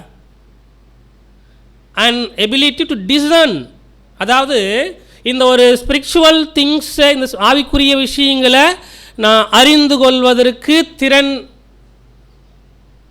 கண்டிப்பாக. இதுக்கு என்ன தேவையில்லை அப்படின்னு பார்க்கும்பொழுது, அதாவது ஒரு கண்டிப்பாக நான் படித்து தான் தெரிஞ்சுக்கணும் அப்படின்றது இல்லை இல்லைங்களா? ஸோ நிறைய சோர்ஸ் தேவன் நம்மளுக்கு கொடுத்துருக்காரு. அடுத்து அது புரிந்து கொள்ள வேண்டும் என்கிற அந்த ஏங்கும் ஆசை, லாங்கிங் டிசையர், அது ஏங்கணும் இல்லைங்களா? அதாவது அதை புரிந்து கொள்வதற்கு, எதை பற்றி புரிந்து கொள்வதற்கு? இங்கே வசனம் அந்த அன்பின் அகலம், ஆழம், நீளம், உயரம் அப்படி சொல்லப்பட்டிருக்கு. நம்ம ஜென்ரலாக எடுத்துக்கலாம். என்ன அப்படின்னு பார்த்தோம்னா, நாம் புரிந்து கொள்வதற்கு அந்த ஒரு ஐஸ் ஆஃப் அண்டர்ஸ்டாண்டிங் இருக்குல்ல, நம்மளுடைய மனக்கண்கள் திறக்கப்படுது அப்படின்ற ஒரு விஷயம் இருக்குல்ல, அது எப்படிப்பட்டதாக இருக்கணும்னு பிரதர் எழுதுகிறாங்கன்னா, ரொம்ப பெருசாக இருக்கணும். ஓப்பன்டு வைட்லி அப்படின்னா என்ன? ரொம்ப விரிவாக. அப்போ நம்ம சத்தியத்தை படிக்கும்பொழுது, நம்ம அதை தெரிந்து கொள்ளும் பொழுது யோசனைகள், இந்த ஒரு விஷயத்தை இதோட லிங்க் பண்ணுறோமா, இந்த ஒரு விஷயத்தை இதோட லிங்க் பண்ணுறோம், நாமளே யோசித்து பார்க்கணும். கண்டிப்பாக தேவன் என்ன பண்ணுவார், நமக்கு இந்த ஒரு திங்கிங்கை கொடுப்பார். இல்லை அப்படின்றது இல்லை இல்லைங்களா? ஸோ அப்படின்னா கிறிஸ்து இயேசுவனுடைய அன்பின் அகலம், ஆழம், உயரம், நீளம் எல்லாவற்றையும் நம்ம தெரிஞ்சுக்கணும் அப்படின்ற ஒரு விஷயத்துக்குள்ளே போகும்பொழுது, நம்மளுடைய ஐஸ் ஆஃப் அண்டர்ஸ்டாண்டிங், மனக்கண்கள் எல்லாம் என்ன ஆகணும் அப்படின்னு பார்த்தோம்னா, ரொம்ப பெருசாக விரிவாக நம்ம திறக்கணும். அதுக்கு ஒன்று நம்மளுக்கு அதாவது விருப்பம், அந்த விருப்பம் இயங்கக்கூடிய விருப்பமாக அது இருக்கணும் அப்படின்றத நம்ம என்ன பண்ணுறோம், இங்கே பார்க்குறோம் இல்லைங்களா? ஆனால் இன்னொரு விஷயத்தை பிரதர் இங்கே சொல்கிறாரு. என்ன அப்படின்னு பார்க்கும்பொழுது, வி ஷுட் பி இன்டெலிஜென்ட், அதாவது ரொம்ப திறன் வாய்ந்தவர்களா, கரெக்டுங்களா? இன்டலெக்சுவல் இல்லைனா இன்டெலிஜென்ட் அப்படின்னு சொல்லலாமா? இன்டெலிஜென்ட் அப்படின்னா அறிவாளி. இன்டெலிஜென்ட் அப்படின்னா இப்போ சொல்லுவோம் பாருங்களேன், ஆர்டிஃபிஷியல் இன்டெலிஜென்ட் தமிழில் என்ன? செயற்கை நுண்ணறிவு. இப்போ சொல்லிட்டு பாருங்க, இன்டெலிஜென்ட் அப்படின்றது நுண்ணறிவு. அப்படின்னா என்ன அர்த்தம்? சத்திய வசனங்களை பகுத்து கொஞ்சம் கொஞ்சமாக, அதாவது நுண்ணறிவுனா என்ன? மைல்டாக இதுக்குள்ளே இதை லிங்க் பண்ணுறது, இந்த ஆழமாக யோசிக்கிற சிந்தனைகள் இருக்குல்ல, அதுதான் ஆர்டிஃபிஷியல் இன்டெலிஜென்ட் இல்லை இல்லைங்களா? ஸோ இப்படிப்பட்ட ஒரு சிந்தனை நமக்கு வேணும். ஆனால் 3:1-6:7 என்ன கிளியராக ஓப்பனாக சொல்லியிருக்காரு அப்படின்னா, நம்ம தேவனுடைய அந்த ஒரு ஃபேமிலிக்குள்ளே வரும்பொழுது, we are only on the threshold of the knowledge. நம்ம எப்படி இருக்கோம் அப்படின்னா, அந்த ஒரு வாசல்லே தான் இருக்கும், அந்த அறிவின் வாசல் இருக்குல்ல, உள்ள என்னாகலை நம்ம வரலை அப்படின்றார். வாசிங்களா தமிழில் இருக்கிற விஷயத்தை. நாம் கர்த்தருடைய குடும்பத்திற்குள் நுழையும் போது நாம் அறிவு மற்றும் போற்றுதலின் வாசலில் மட்டுமே இருக்கிறோம். மேலும் முன்னேற்றம் மற்றும் வளர்ச்சியின் தேவையை உணர்கிறோம். வந்து நிற்கும் பொழுது ஒருவேளை நம்ம கான்சென்ட்ரேட் பண்ணி சில காலங்களோட நம்ம என்ன பண்ணலாம் எடுத்துக்கலாம். ஸோ நம்ம அந்த வாசலில் தான் நிற்கிறோம். அந்த ஒரு அறிவுக்கேதுவான ஒரு விஷயத்துக்குள்ளே இன்னும் நம்ம என்ன ஆகலை, அந்த குடும்பத்துக்குள்ளேனா என்ன அர்த்தம், இன்னும் நம்ம டீட்டெயிலாக இன்னும் உள்ளே போயிட்டு என்னென்ன பாதை இருக்குது அப்படின்னு நம்ம என்ன பண்ணலை அப்படின்னு பார்க்கும்போது படிக்கலை. ஸோ படிக்கணும். ஸோ படிச்சுட்டு இருக்கோம், அதான் விசுவாசம். ஓகேங்களா? ஸோ இது அடுத்த பாயிண்ட் என்ன அப்படின்னு பார்க்கும்பொழுது, இந்த ஐஸ் ஆஃப் அண்டர்ஸ்டாண்டிங் இருக்குல்ல, நம்ம மனக்கண்கள் திறக்கிற ஒரு விஷயம் இமீடியட்டாக திறந்துடுமா? நோ, கிராஜுவலாக இல்லைங்களா, படிப்படியாக புரிந்து கொள்கிற ஒரு விஷயம். இது ரொம்ப ரொம்ப முக்கியமான ஒரு விஷயம். அதாவது சத்திய காரியங்களை நம்ம பார்க்குறோன்னா எல்லாத்தையும் கோரிலேட் பண்ண நமக்கு தெரியும். ஒருவேளை சார்ட்டையும் டேபர்னாக்களையும் நம்ம சம்மந்தப்படுத்துவோமா? பேசிக் சப்ஜெக்டே எடுத்துக்கலாம். இதையும் சம்மந்தப்படுத்தாமல் இருக்க முடியாது இல்லைங்களா? இந்த டேபர்னாக்கில் இது எடுத்துக்கிட்டோம்னா ஒவ்வொரு சத்தியும் நம்ம என்னென்ன காரியங்கள் படிக்கிறோமோ எல்லாவற்றையும் என்ன பண்ணலாம், கம்பேரிசன் ஸ்டடி கொடுக்கலாம்.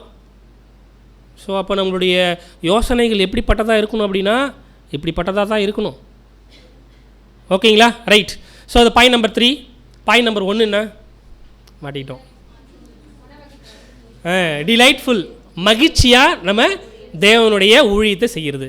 பாயிண்ட் நம்பர் 2 சுயத்தை வெறுத்தல், self denial. Point number 3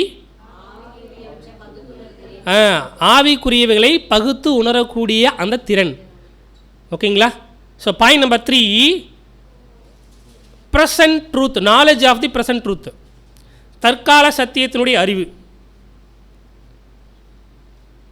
okay, இப்போ தற்கால சத்தியத்தினுடைய அறிவு எங்கே இருக்கும்? நீங்கள் எப்படி கேட்டீங்களே பிரதர், எக்லீஷியாவில் இருக்கும். சிஸ்டர் சொல்லுங்கள், சவுண்டாக சொல்லுங்கள் ப்ளீஸ். Self study right. எங்கே?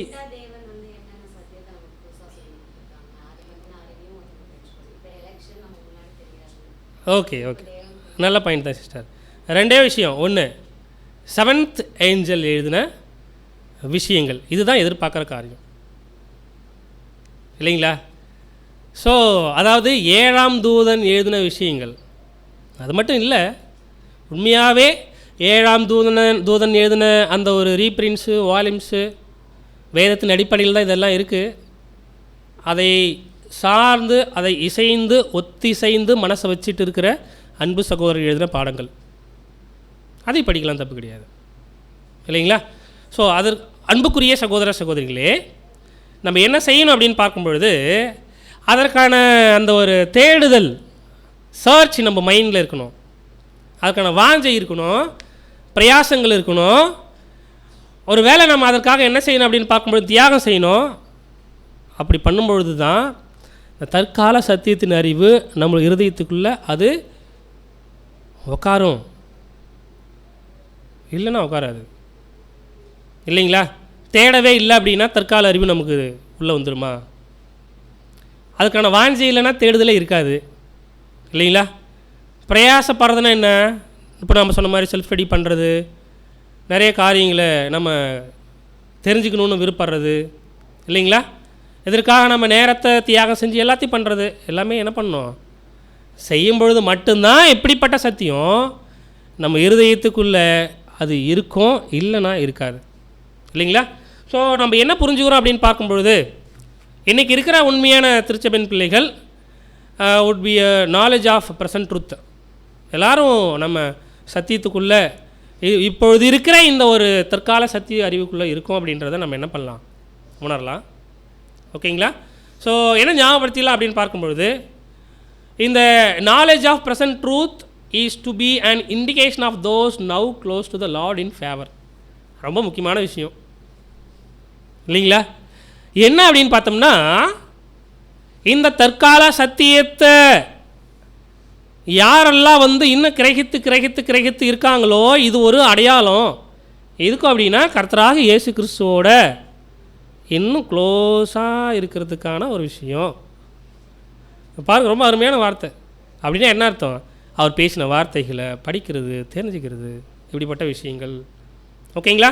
ஸோ இந்த தற்கால சத்தியத்தை அறிவாக பெற்றுக்கொள்வதற்கு நம்ம எதை ஒன்றாலும் என்ன பண்ணலாம், இழக்கலாம். என்னங்க சிஸ்டர்? சாக்ரிஃபைஸ். என்ன ஒன்றாலும் தியாகம் பண்ணலாம். கரெக்டுங்களா?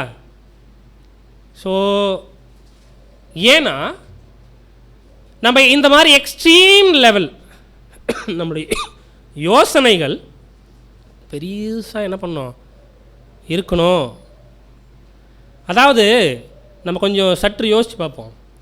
ரசல் மற்றும் தேவனுடைய பிள்ளைகளை நம்ம ஒருவேளை நம்ம வாழ்கிற இப்போ கூட நம்ம என்ன பண்ணலாம் பார்க்கலாம். எப்படிப்பட்டவர்களாக இருக்காங்க அப்படின்னு பார்க்கும்பொழுது இந்த ஒரு ப்ரெசன்ட் ட்ரூத்தை தெரிஞ்சுப்பதற்கு, அதற்கான அறிவை நம்ம அவங்க பெற்றுக்கொள்வதற்கு தன்கிட்ட என்ன இருக்கோ எல்லாவற்றையும் என்ன பண்ணுறாங்க, இழக்கிற ஒரு விஷயத்தை, அதாவது தியாகம் பண்ணுற ஒரு விஷயத்தை நம்ம என்ன பண்ணுறோம் பார்க்குறோம். ஸோ அப்போது நாலேஜ் ஆஃப் த ட்ரூத்து, சத்திய அறிவு கண்டிப்பாக ரட்சிப்புக்கு ரொம்ப முக்கியம். கரெக்டுங்களா? அது மட்டும் இல்லாமல் இது குணலட்சண வளர்ச்சிக்கு நாலேஜ் இருக்கணும். அதாவது நாலேஜ் இருக்கணும் அப்படின்னு ஏன் சொல்கிறோம்? நாலேஜ் இருந்தால் தான் எப்படி நடக்கணும்னே தெரியும். ஒருவேளை நமக்கு இந்த ஒரு விஷயத்தை பற்றி தெரியல வச்சுக்கோங்களேன், எப்படி நம்ம அதை சரியாக தப்பாக அந்த ஒரு விஷயத்துக்குள்ளே நம்ம மாட்டிக்கும்பொழுது எது சரி தப்புன்னே தெரியாது. அப்போ first knowledge is very important இல்லைங்களா? உலகத்திலே ஸ்கூல்லலாம் சொல்லுவாங்க நாலேஜ் இஸ் பவர்னு சொல்லுவாங்களா? கரெக்ட், மறந்து போச்சு. நாலேஜ் இஸ் பவர் அப்படின்னு என்ன பண்ணுவாங்க சொல்லுவாங்க. ஏன்? அதுக்கு தான் ரொம்ப வல்லமை இருக்குது அப்படின்னு. கரெக்டுங்களா? ஸோ அன்புக்குரியவர்களே, ஸோ 5th பாயிண்ட் நம்ம என்ன பண்ணுவோம் மனசில் வச்சுக்குவோம். அதுக்கப்புறம் ரொம்ப ஈஸியான ஒரு விஷயந்தான். ஓவர் கம் த 4 எனிமீஸ். மாம்சம், உலகம், சாத்தான், பெயர் சபை வகுப்பினர். 4 பாயிண்ட்டு. மாம்சம்னா என்ன? மாம்சம்தான் பிரதர், ஓன் சித்தத்தை ஜெயிக்கணும். உலகம் அப்படின்னா நீங்கள் இந்த பாயிண்ட் ஈஸியாக சொல்லிட்டீங்களே. உலகம்னா உலகத்தில், அதாவது 5வது தொகுதியில் படிச்சுட்ருக்கோம்ல, இந்த உலகத்துக்காக எதற்காகலாம் கஷ்டப்பட்டு மனுஷன், அதாவது திருப்தியே கிடைக்காம பணத்திற்காக ஓடிக்கிட்டு இருக்கிற ஒரு விஷயம் இல்லைங்களா? புகழ், பணம், இதெல்லாம் ஒரு மனுஷனை திருப்திப்படுத்தாது. சாட்டிஸ்ஃபை ஆக மாட்டோம். சாகிற வரைக்கும் மனுஷன் ஓடிட்டு தான் இருப்பான் இல்லைங்களா? எல்லோரும் பயங்கரமாக பெரிய ஆளான பிறகு சாகும்பொழுது தான் என்ன பண்ணுவோம், நல்ல கோட்டு கொடுப்பாங்க இல்லைங்க? ஞாபகம் இருக்குங்களா? சாகும்பொழுது தான் இந்த மாதிரி, அதாவது பணம் நான் இதெல்லாம் ஒன்றும் இல்லை, அதுக்காக நான் என்ன பண்ணிட்டேன், என் வாழ்க்கையை நான் வீணாக்கிட்டேன் அப்படி இல்லைங்களா? யாராக இருந்தாலும் சரி, ராஜ்யத்தை பிடிச்ச அவர் அலெக்சாண்டராக இருந்தாலும் யாரை வேணாலும் என்ன பண்ணலாம் சொல்லலாம். ஸோ அது என்ன பண்ண முடியாது அப்படின்னு பார்க்கும்பொழுது சாட்டிஸ்ஃபை பண்ணாது யாரையும். ஸோ அப்படிப்பட்ட உலகம் நம்மள்கிட்ட இருக்கக்கூடாது. சாத்தான் இல்லைங்களா? சாத்தானுடைய சிந்தனைகள் இருக்கக்கூடாது. அப்புறம் பெயர் சபைனா தவறான போதனைகள். ரைட்டு. இது மட்டும்தானா? பெயரளவில் மாத்திரம் சபையாக இருக்கிறது, அதான் பெயர் சபை.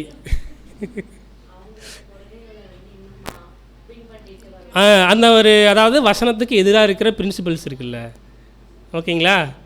அதை போல பண்ணிகிட்ருக்கிறது ஒன்று. ஒருவேளை நம்ம குடும்பத்தில் யாராவது ரோமன் கேத்தலிக்கு இல்லை பெண்டகாஸ்ட் சர்ச்சுக்கு போகிறவங்க இருப்பாங்க அப்படின்னா அவங்க சொல்கிறத என்ன பண்ணுவோம், அவங்களே யார் பெயர் சபை தான், அவங்க சொல்கிறத என்ன பண்ணுவோம்னா கேட்டுருவோம். ஸோ ரொம்ப கவனமாக இருக்கணும். கரெக்டுங்களா? ஸோ அன்புக்குரிய சகோதரிகளே, இந்த மாதிரியான விஷயங்களில் நம்ம என்ன பண்ணிடக்கூடாது அப்படின்னு பார்க்கும்பொழுது காம்ப்ரமைஸ் ஆகிடக்கூடாது. சமரசம் ஆகிட்டோம் அப்படின்னா ஃபுல்லாக முடிஞ்சதுன்னு அர்த்தம். 6 பாயிண்ட்டு செல்ஃப் சாக்ரிஃபைஸ். இந்த செல்ஃப் சாக்ரிஃபைஸில் தான் நம்ம பார்க்கும்பொழுது கரெக்டாக செல்ஃப் சாக்ரிஃபைஸ்க்கு வசனம் நம்ம கண்டுபிடிக்கணும் அப்படின்னா ரோமர் 12:1 தான். ஓகேங்களா? அது லிவிங் சாக்ரிஃபைஸ்னு இருக்கும். நம்ம என்ன பண்ணலாம், செல்ஃப் சாக்ரிஃபைஸ் எடுத்துக்கலாம். பட் இதற்கு முழுசாக தங்களை அர்ப்பணித்த ஜனங்கள் சுய தியாக, அந்த ஒரு அன்பு. இதுக்கான ரொம்ப அருமையான வசனம் வாசிக்கலாம் பாருங்கள். யோவான் 15:13. யோவான் 15ஆம் அதிகாரம் 13ஆம் வசனம். ஒருவன் தன் சிநேகிதருக்காக தன் ஜீவனை கொடுக்கிற அன்பிலும் அதிகமான அன்பு ஒருவிடத்திலும் இல்லை. இதுதான் நம்ம என்ன பண்ணுறோம், சுய தியாக அன்பு நம்ம படிக்கிறோம். ஓகேங்களா? இப்போ நீங்கள் சொல்லுங்கள், ஒருவன் தன் சிநேகிதருக்காக தன் ஜீவனை கொடுக்கிற அன்பிலும் அதிகமான அன்பு ஒருவனிடத்திலும் இல்லை. அப்போ இந்த ஒருவன் யார்? இங்கே முரளி என்ன ஒரு நாள் சப்ஜெக்ட் எடுத்தார், ஆனால் ரொம்ப வருஷத்துக்கு முன்னாடி எடுத்தார். நீங்கள் ரொம்ப வருஷத்துக்கு முன்னாடி எடுத்ததில் கேட்குறீங்களே அவர்.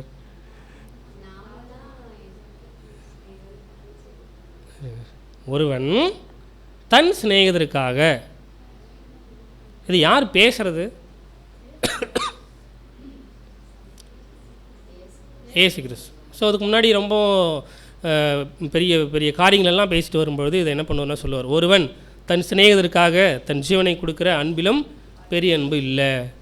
இப்போ நாம் சொல்கிற மாதிரி நாம் தான் என்ன பண்ணோம், அந்த ஒருவன் யாரும் கிடையாது, நாம் தான். நாம் என்ன செய்யணும், ஒருத்தருக்காக ஒருவர்கள் என்ன பண்ணணும்னா ஜீவனை கொடுத்துக்கணும். ஆனால் அதுக்கு முன்னாடி ஒருத்தர் கொடுத்தாருல்ல, அந்த ஒருவன் அவர் தான், கிறிஸ்து இயேசு ஃபஸ்ட்டு. ஓகேங்களா? த மேன் அப்படின்னு கொடுக்கப்பட்டிருக்கும் இங்கிலீஷில். அது யார் அப்படின்னு பார்க்கும்பொழுது நம்முடைய ஆண்டவராக இயேசு கிறிஸ்து தன் சிநேகிதர்களுக்காக, தன்னுடைய சீஷர்களுக்காக, தன்னுடைய சொந்த ஜனத்திற்காக ஜீவனையை கொடுக்குற ஒரு விஷயம் இல்லைங்களா? ஸோ அப்புறம் தான் காஸ்பல் என்னாச்சுன்னா உலகம் ஃபுல்லாக வந்துச்சு அப்படின்னு நம்ம பார்க்குறோம், நமக்கும் வந்துச்சு. ஸோ அப்படி பார்க்கும்பொழுது இந்த ஒரு விஷயம், லே டவுன் ஹிஸ் லைஃப், க்ரீக்கில் சுச்சி அப்படின்னு கொடுக்கப்பட்டிருக்கு. இஸ் பீயிங், அதுதான், வேறு ஒன்றும் இல்லை. நம்ம கூடி எல்லா விஷயமும் சகோதர சகோதரர்களுக்கு கொடுக்குற ஒரு விஷயம். ஓகேங்களா? ஸோ நம்முடைய ஆண்டவராக இயேசு கிறிஸ்து இதை பண்ணும்பொழுது கூட அவர்கிட்ட என்ன இல்லை அப்படின்னு பார்க்கும்பொழுது எந்த சுயமான ஒரு காரியங்களும் அவர்கிட்ட இல்லை இல்லைங்களா? எந்த சுயநலமும் அவர்கிட்ட என்ன இல்லை அப்படின்னு பார்க்கும்பொழுது இல்லை. ஸோ இதில் நம்ம ஒரு பாயிண்ட் அடிஷ்னலாக பார்க்குறோம். அன்பானவர்களே, அப்படின்னா இந்த ஜீவனை கொடுக்குற ஒரு விஷயம் ஒரு பெரிய விஷயம், இது ஒரு சாதாரண விஷயம் இல்லை. ஒரு வேளை நம்ம போயிட்டு யாருக்கிட்டையாவது டிமாண்ட் பண்ணலாமா, பிரதர் எங்களுக்கு ஜீவனம் கொடுங்கன்னு? The brethren could not demand this of us. இல்லை, nor we of them, but we should all do so gladly as we have opportunity. எப்பெல்லாம் சகோதரர்களுக்கு சகோதரிகளுக்கு வாய்ப்பு கிடைக்குதோ அப்பெல்லாம் என்ன செய்யணும்னா தன்னுடைய ஜீவனை கொடுக்கணும் இல்லைங்களா? ஸோ சகோதரர்களுக்கு ஜீவனை என்ன பண்ணணும், ஒவ்வொருத்தரும் என்ன பண்ணணும், கொடுத்துக்கணும். இதான் கொடுத்துருப்பாங்க, only with the few is God first. கொஞ்சம் பேர் தான் முதலாவது தேவன் அப்படின்னு வைக்கிறாங்க. இதெல்லாம் படிக்கிறதே பயமாக இருக்குது இல்லைங்களா? Only with the few is there the spirit of full consecration. அப்போது கொஞ்சம் பேர் தான் இந்த 4795 இது தாங்க கோட் பண்ணியிருக்காங்க. கொஞ்சம் பேர் தான் எப்படிப்பட்டவர்களாக இருக்காங்க அப்படின்னா முழுசாக தங்களை அர்ப்பணிச்சவர்களாக இருக்காங்க இல்லைங்களா? அதுக்கப்புறம் few's there is love of brethren and willingly to lay down life for one another. அடுத்த பாயிண்ட் தான் முக்கியம். என்ன பாயிண்ட் அப்படின்னு பார்க்கும்பொழுது கொஞ்சம் பேர் தான் தன் சகோதர சகோதரிக்காக ஜீவன் கொடுக்குறாங்க அப்படின்னு என்ன பண்ணியிருக்காருன்னா கோட் பண்ணியிருக்காங்க இல்லைங்களா? ஸோ அப்போது 6th பாயிண்ட் என்ன அப்படின்னு பார்த்தோம்னா 6th பாயிண்ட் என்ன, செல்ஃப் சாக்ரிஃபைஸ் லவ், சுய தியாக அன்பு. நம்ம அந்த ஒரு விஷயம் நமக்கு தெரியும், பட் ஒரே ஒரு அடிஷ்னலாக ஒரு வசனத்தை வச்சு பார்த்தோம். ஓகேங்களா? 7வது பாயிண்ட் வாசிக்கலாம், சகல நற்குணங்கள். எபேசியர் 6ஆம் அதிகாரம் 13ஆம் வசனம். ஆகையால் தீங்கு நாளிலே அவைகளை நீங்கள் எதிர்க்கவும் சகலத்தையும் செய்து முடித்தவர்களாய் நிற்கவும் திராணியுள்ளவர்களாகும்படிக்கு தேவனுடைய சர்வாயுத வர்க்கத்தையும் எடுத்துக்கொள்ளுங்கள். தேவனுடைய சர்வாயுத வர்க்கத்தையும் எடுத்துக்கொள்ளுங்கள். கரெக்டுங்களா? அப்போ தேவனுடைய சர்வாயுத வர்க்கம்னா என்ன? ஆவியின் பட்டயம், தலைசீரா, பாதரட்சை, மார்பதக்கம், நீதியின் கவசம். ஐயோ, ஓகே, அது என்ன அடையாளப்படுத்துது அதை கேட்குறேன். வெரி குணலட்சணங்கள், கேரக்டர்ஸ். அந்த டாபிக் போட்டிருக்கும்ல, மறந்துட்டோம். ஸோ சகல நற்குணங்கள் அப்படின்னா எபேசியர் 6ஆம் அதிகாரத்தில் 13வது வசனத்திலிருந்து நாம் என்ன பண்ணுவோம் பார்ப்போம். சத்தியம் என்னும் கச்சை உங்கள் அறையில் கட்டினவர்களாகியும் நீதி என்னும் மார்க்கவசை தருத்தவர்களாகவும் ஒன்று ஒன்றா என்ன பண்ணுவோம் அதில் இருக்கும் இல்லைங்களா. ஸோ அப்படின்னா இந்த சாத்தானை எதிர்த்து போரிடுவதற்கு நமக்கு வேண்டிய ஆயுதங்கள் என்ன அப்படின்னு பார்க்கும்பொழுது நற்குணங்கள் தான். கரெக்டுங்களா. ஸோ அதுக்கு தேவையானது என்ன அப்படின்னு பார்க்கும்பொழுது தேவன் அவருடைய சத்திய வசனங்களை என்ன பண்ணியிருக்காருன்னு கொடுத்துருக்காரு. அதை ஒருங்கிணைத்து வச்சு என்ன பண்ணணும் அப்படின்னா கேரக்டரோடு நிற்கணும். கரெக்டுங்களா. சத்தியம் என்னும் கச்சை உங்கள் அறையில் கட்டினவர்கள் அப்படின்னா இந்த இடத்துல நம்ம சத்தியம் அப்படின்றது தெரியும், கச்சை அப்படின்றது பெல்ட். அதுதான் பெல்ட்னு. அதாவது இந்த ஒரு பாடம் நம்ம கேட்டிருக்கோம். ஒரு அதாவது இதுனா இது அப்படின்னு சொன்னால் போதும். இல்லை, தாழ்மை இல்லை, இடுப்பில் கட்டுறது நீதியின் வஸ்திரம். ஓகே. ஸோ என்னென்னா வாக்கு தத்தங்கள் கடைசியாக நீங்கள் சொல்கிறப்ப நான் போட்டிருக்கேன். ஓகே இல்லைங்களா. வாக்கு தத்தம் ஒரு வேளை நிறைய பாயிண்ட்ஸ் நமக்கு தெரியும், நம்ம அதை ஞாபகம் வச்சுக்கலாம். ஸோ அப்போ இந்த சத்திய காரியங்களை நம்ம பிரதர் எப்படி எதிர்க்கார் அப்படின்னு பார்க்கும்பொழுது enable that to daily grow in grace and in knowledge of our Lord.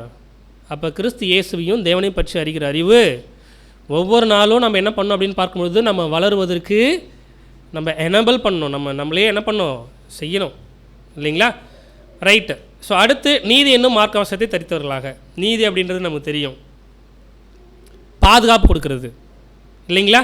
So riches character தான், வேறு ஒன்றும் இல்லை. Developed by the truth. அடுத்து சமாதானத்தின் சுவிசேஷத்துக்குரிய ஆயத்தம் என்னும் பாதரட்சி கால்களை தொடுத்தவர்களாகும். கரெக்டுங்களா. ஸோ இந்த தேர்ட் பாயிண்டில் ஆயத்தம் என்னும் பாதரட்சை நேரோ பாத். ஓகேங்களா. இன்னும் கொஞ்சம் டீட்டெயிலாக சொல்லுங்கள். நீதியின் வழியில் நடக்கிறது. நீங்கள் பாருங்களேன் 2453 prepare for the rough pathway. அப்போ ரஃப் பாத்வேனா கரடு முரடாக இருக்கிற ஒரு வழி. By putting on the sandals of full consecration to the Lord இல்லைங்களா. அப்படின்னா அந்த கரடு முரடான ஒரு பாதையில் நடக்கிறவங்க எப்படிப்பட்ட ஒரு பாதரட்சை சாண்டல்ஸ் ஆஃப் ஃபுல் கான்சிக்ரேஷன். பாருங்கள், சாண்டல்ஸ் ஆஃப் ஃபுல் கான்சிக்ரேஷன் அப்படின்னா அந்த பாதரட்சை அப்படின்றது முழுசாக தங்களை அர்ப்பணித்த ஜனங்கள். பாதரட்சை அப்படின்றதுன்னா ஃபுல்லி கான்சிகரேட்டட் ஒன். அப்போ இந்த ஃபுல்லி கான்சிகரேட்டட் தான் என்ன செய்வாங்கன்னா இந்த கரடு முரடான பாதையில் என்ன பண்ணுவாங்க நடப்பாங்க இல்லைங்களா. ஒரு ஒரு ஒரு ரீப்பின் ரொம்ப அழகாக எழுதியிருக்காரு. புது சிருஷ்டிய பொல்லாங்கு வந்து ஜெயிக்குமா அப்படின்னு நீங்கள் படித்து பாருங்கள். ஓகேங்களா. பொல்லாங்கன் எய்யும் அக்னியாஸ்திரங்களை எல்லாம் அவித்து போடத்தக்கதாய் எல்லாவற்றிற்கும் மேலாக விசுவாசம் என்னும் கேடகத்தை பிடித்தவர்களாக நில்லுங்கள். விசுவாசம் அப்படின்ற ஒரு கேடகம் இல்லைங்க. Full confidence in wisdom and power of our God. So முழுசாக அதாவது தேவன் மேலே வச்சுருக்கிற அந்த ஒரு ஞானத்தின் மேலே ஒரு நம்பிக்கை, ஒரு இல்லைங்களா, அவருடைய வல்லமையின் மேலே வச்சுக்கிற நம்பிக்கை, இதெல்லாம் என்ன பண்ணுறோம் நம்ம பார்க்குறோம். அதுதான் நம்மளை பாதுகாப்பு கொடுக்கும். ஓகேங்களா. ஸோ அடுத்து without faith it is impossible to please him. விசுவாசமே இல்லாமல் தேவனை சந்தோஷப்படுத்த முடியாது. ஹெல்மெட்டு இது நீங்கள் தான் சொல்லணும். ரட்சண்யம் என்னும் தலைச்சீரா. ஹெல்மெட் ரட்சண்யம் என்னும் தலைச்சீரா. தலைச்சீரா சொல்லுங்கள், ரட்சண்யம் கூட வேணாம். தலைச்சீரா, தலைக்கவசம், ஹெல்மெட், நாலேஜ். Very good. கிறிஸ்துவனுடைய சிந்தை. அதாவது அவர் helmet is a faithful knowledge. நமக்குன்னு இருக்கிற சிந்தை இருக்கு இல்லையா, அந்த ஹெல்மெட் இருக்குல்ல, அது எப்படிப்பட்டதுன்னா விசுவாசமுள்ள. ஏன்னா அந்த அறிவு எப்படி நிறைந்தது அப்படின்னு பார்க்கும்பொழுது ஒரு விசுவாசத்தை கொடுக்கக்கூடியது. இப்படிப்பட்ட ஒரு விஷயத்தை வச்சுக்கணும் நம்ம மனசில். And intelligent hope of salvation. இதுதான் இன்டலெக்ட், ஒரு நல்ல ஒரு புத்தி, நல்ல ஒரு அறிவு இல்லைங்களா. அடுத்து தேவ வசனமாகி ஆவியின் பட்டயம். சத்திய வசனங்கள் தான் சாத்தானின் நயவஞ்சக தாக்குதல்களிலிருந்து தங்களையும் மற்றவர்களையும் பாதுகாத்து கொள்வதற்கு 1659 நம்மளையும் சரி மற்றவர்களையும் பாதுகாப்பதற்கு பட்டயத்தை வச்சுருக்கணும். அது தேவ வசனமாகிய ஆவியின் பட்டயம், அவருடைய வசனம் இல்லைங்களா. இதுதான் கடைசியாக ஒரு வசனம் வாசிக்கலாம் பாருங்க. ஏசாயா 61:10 கர்த்தருக்குள் பூரிப்பாய் மகிழ்கிறேன், என் தேவனுக்குள் என் ஆத்துமா களிகூர்ந்திருக்கிறது. மணவாளன் ஆபரணங்களால் தன்னை அலங்கரித்துக் கொள்ளுகிறதற்கும் மணவாட்டி நகைகளினால் தன்னை சிங்காரித்துக் கொள்ளுகிறதற்கும் ஒப்பாக அவர் ரட்சிப்பின் வஸ்திரங்களை எனக்கு உடுத்தி நீதியின் சால்வையை எனக்கு தரித்தார். என்ன கேள்வினா, அவர் ரட்சிப்பின் வஸ்திரங்கள்னு இருக்கா வஸ்திரங்களைன்னு இருக்கா? புளூரல் இருக்குது. எனக்கு உடுத்தி நீதியின் சால்வைகள்னு இருக்கா சால்வைன்னு இருக்கா? சால்வை. அப்போ ரெண்டுக்கும் என்ன அர்த்தம் இருக்குது? கண்டிப்பாக வித்தியாசம் இருக்கிறதுனால தாங்க என்ன பண்ணியிருக்கணும், தீர்க்கதரிசி எழுதியிருக்கணும். இல்லைன்னா எழுதிருக்க மாட்டார். நீதியின் வஸ்திரம், சால்வைன்றது வைராக்கியம். இல்லை, ரட்சிப்பின் வஸ்திரங்கள் என்றது ப்ளூரல். சிஸ்டர் எல்லாருக்குமே கொடுக்கும். ஓகே, ரட்சிப்பின் வஸ்திரம் அப்படின்றது என்ன அப்படின்னு பார்க்கும்பொழுது, வஸ்திரங்கள் அப்படின்றது என்ன அப்படின்னு பார்த்தோம்னா, இதுக்கு முன்னாடி எபேசியரில் பார்த்த வசனம் இல்லைங்களா? என்ன? சகல நற்குணங்கள். அதான் ப்ளூரல் இருக்குது, நற்குணம் இல்லை, சகல நற்குணங்கள். அதுதான் ரட்சிப்பின் வஸ்திரங்கள். நீதி சால்வை அப்படின்றது வேற ஒன்றும் இல்லை, நீதிமானாக்கப்பட்ட நிலை. கரெக்டுங்களா? நீதிமானாக்கப்பட்ட நிலையை அது அடையாளப்படுத்துது. ஸோ இதுதான் 7வது பாயிண்ட்டு. அப்படின்னா அன்பானவர்களே, இந்த பாயிண்ட்ஸ் எல்லாத்தையும் நம்ம என்ன பண்ணுவோம்னா நம்மளுடைய மனசில் வச்சுக்குவோம். அப்போது இந்த பாயிண்ட்ஸுக்கு நமக்கு எவ்வளோ மார்க் அப்படின்றதெல்லாம் நம்மளே நிதானித்து பார்க்குறது தான். நாமளே என்ன பண்ணலாம், போட்டுக்கிட்டு நாமளே நிதானித்து பார்க்கலாம். அன்பான சகோதர சகோதரிகளே, ஸோ அப்போது அழைக்கப்பட்டவர்கள், அவரோடு கூட இருக்கிறவர்கள் யார்? With him called, chosen and the faithful. இல்லைங்களா? அவரோடு கூட இருக்கிறவர்கள் எப்படிப்பட்டவர்கள் அப்படின்னு பார்க்கும்பொழுது, அழைக்கப்பட்டவர்கள், தெரிந்து கொள்ளப்பட்டவர்கள், உண்மையுள்ளவர்கள். இல்லைங்களா? அப்போ அழைக்கப்படுதல் அப்படின்ற ஒரு விஷயம் இல்லைங்களா இருக்குது, அதுக்குள்ளே முதல்ல வரும். பாவமான ஒரு நிலையில் இருக்கும். கிறிஸ்து அப்படின்ற நம்ம கிறிஸ்துவனுடைய ஒரு ரேன்சம் அப்படின்ற ஒரு விஷயத்தை புரிஞ்சுக்கிட்டு நீதிமானாக்கப்பட்ட நிலைமைக்கு வரோம். ஓகேங்களா? அதுக்கப்புறம் ரோமர் 12:1 அடிப்படையில் என்ன செய்கிறோம் அப்படின்னா, தங்களை அர்ப்பணிக்கிறோம். ஓகேங்களா? அர்ப்பணித்த உடனே நமக்கு இந்த முழு அர்ப்பணிப்புனா என்னன்னு தெரியாது. அப்போ முழு அர்ப்பணிப்புனா என்ன? பூமிக்குரிய எல்லா விஷயங்களையும் ஒன்றுமில்லை அப்படின்னு என்றது. தனக்குன்னு இருக்கிற சொந்த விருப்பங்கள், சுயநலம், எப்படிப்பட்ட காரியங்களாக இருந்தாலும் ஒன்றில் நினைக்கிறது. அப்போ எல்லாமே தேவனுடைய சித்தம் அப்படின்னு நம்ம செய்கிறது. இதுதான் முழு அர்ப்பணிப்பு. அப்படின்னா இந்த முழு அர்ப்பணிப்பு அப்படின்ற ஒரு விஷயம் நம்மளை தங்களை அர்ப்பணிக்கும் பொழுது நமக்கு அந்த அளவுக்கு அதுக்கான புரிந்து கொள்ளுதல், அதுக்கான அறிவு அவ்வளோ இருக்காது. போக போக தான் என்னாகும், அது அனுபவத்தின் அடிப்படையில். ஓகேங்களா? ஸோ அப்புறம் அறிவும் அனுபவமும் எவ்வளவு அதிகமாகுதோ அவ்வளவு நிதானிப்பும் அதிகமாகும். எந்த அளவுக்கு நிதானிப்பு விரிவுபடுத்தப்படுகிறதோ அந்த அளவுக்கு இந்த முழு அர்ப்பணிப்பை பற்றின அறிவு நமக்கு வரும். இதுதான் ரொம்ப முக்கியமான ஒரு விஷயம். ஓகேங்களா? ஸோ இதுதான். அடுத்து நம்ம என்ன பார்த்தோம் அப்படின்னு பார்க்கும்பொழுது, அன்புக்குரியவர்களே, அப்போ முழுசாக தங்களை அர்ப்பணிச்சிருக்கிறோம். அப்போ நிறைய பேர் என்ன ஆகலை, முழுசாக அர்ப்பணிக்கலன்னு தான் என்ன பண்ணுறாரு பிரதர் எழுதுறாரு. நிறைய ரீப்ரின்ஸ்லையும் பார்க்குறோம் நம்ம. ஓகேங்களா? ஸோ நமக்கு விசுவாசம், நம்ம எல்லோரும் முழுசாக அர்ப்பணிச்சிருக்கோம் அப்படின்னு. ஒருவேளை முழுசாக தங்களை அர்ப்பணிச்சிருக்கோம் அப்படின்னா என்னென்ன அறிகுறிகள் இருக்குது? பாயிண்ட் நம்பர் 1,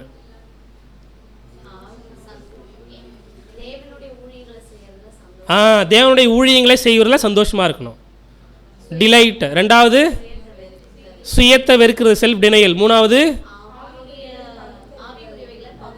காம்ப்ரிஹெண்ட், புரிந்து கொள்வது. இல்லைங்களா? அந்த திறன். அப்புறம்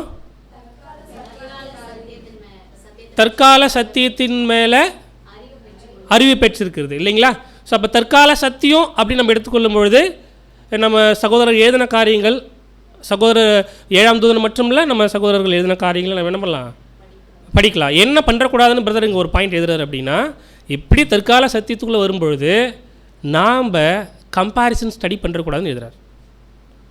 எனக்கு இது நிறைய தெரியும், இது உங்களுக்கு தெரியாது இல்லைங்களா அப்படின்னு நம்ம நினச்சோம் அப்படின்னா நம்ம சரியாகவே நிதானிப்புக்குள்ளே வரலன்னு அர்த்தம். இதுதான் ஓப்பனாக சொல்லணும்னா இல்லைங்களா. ஸோ அடுத்த பாயிண்ட்டு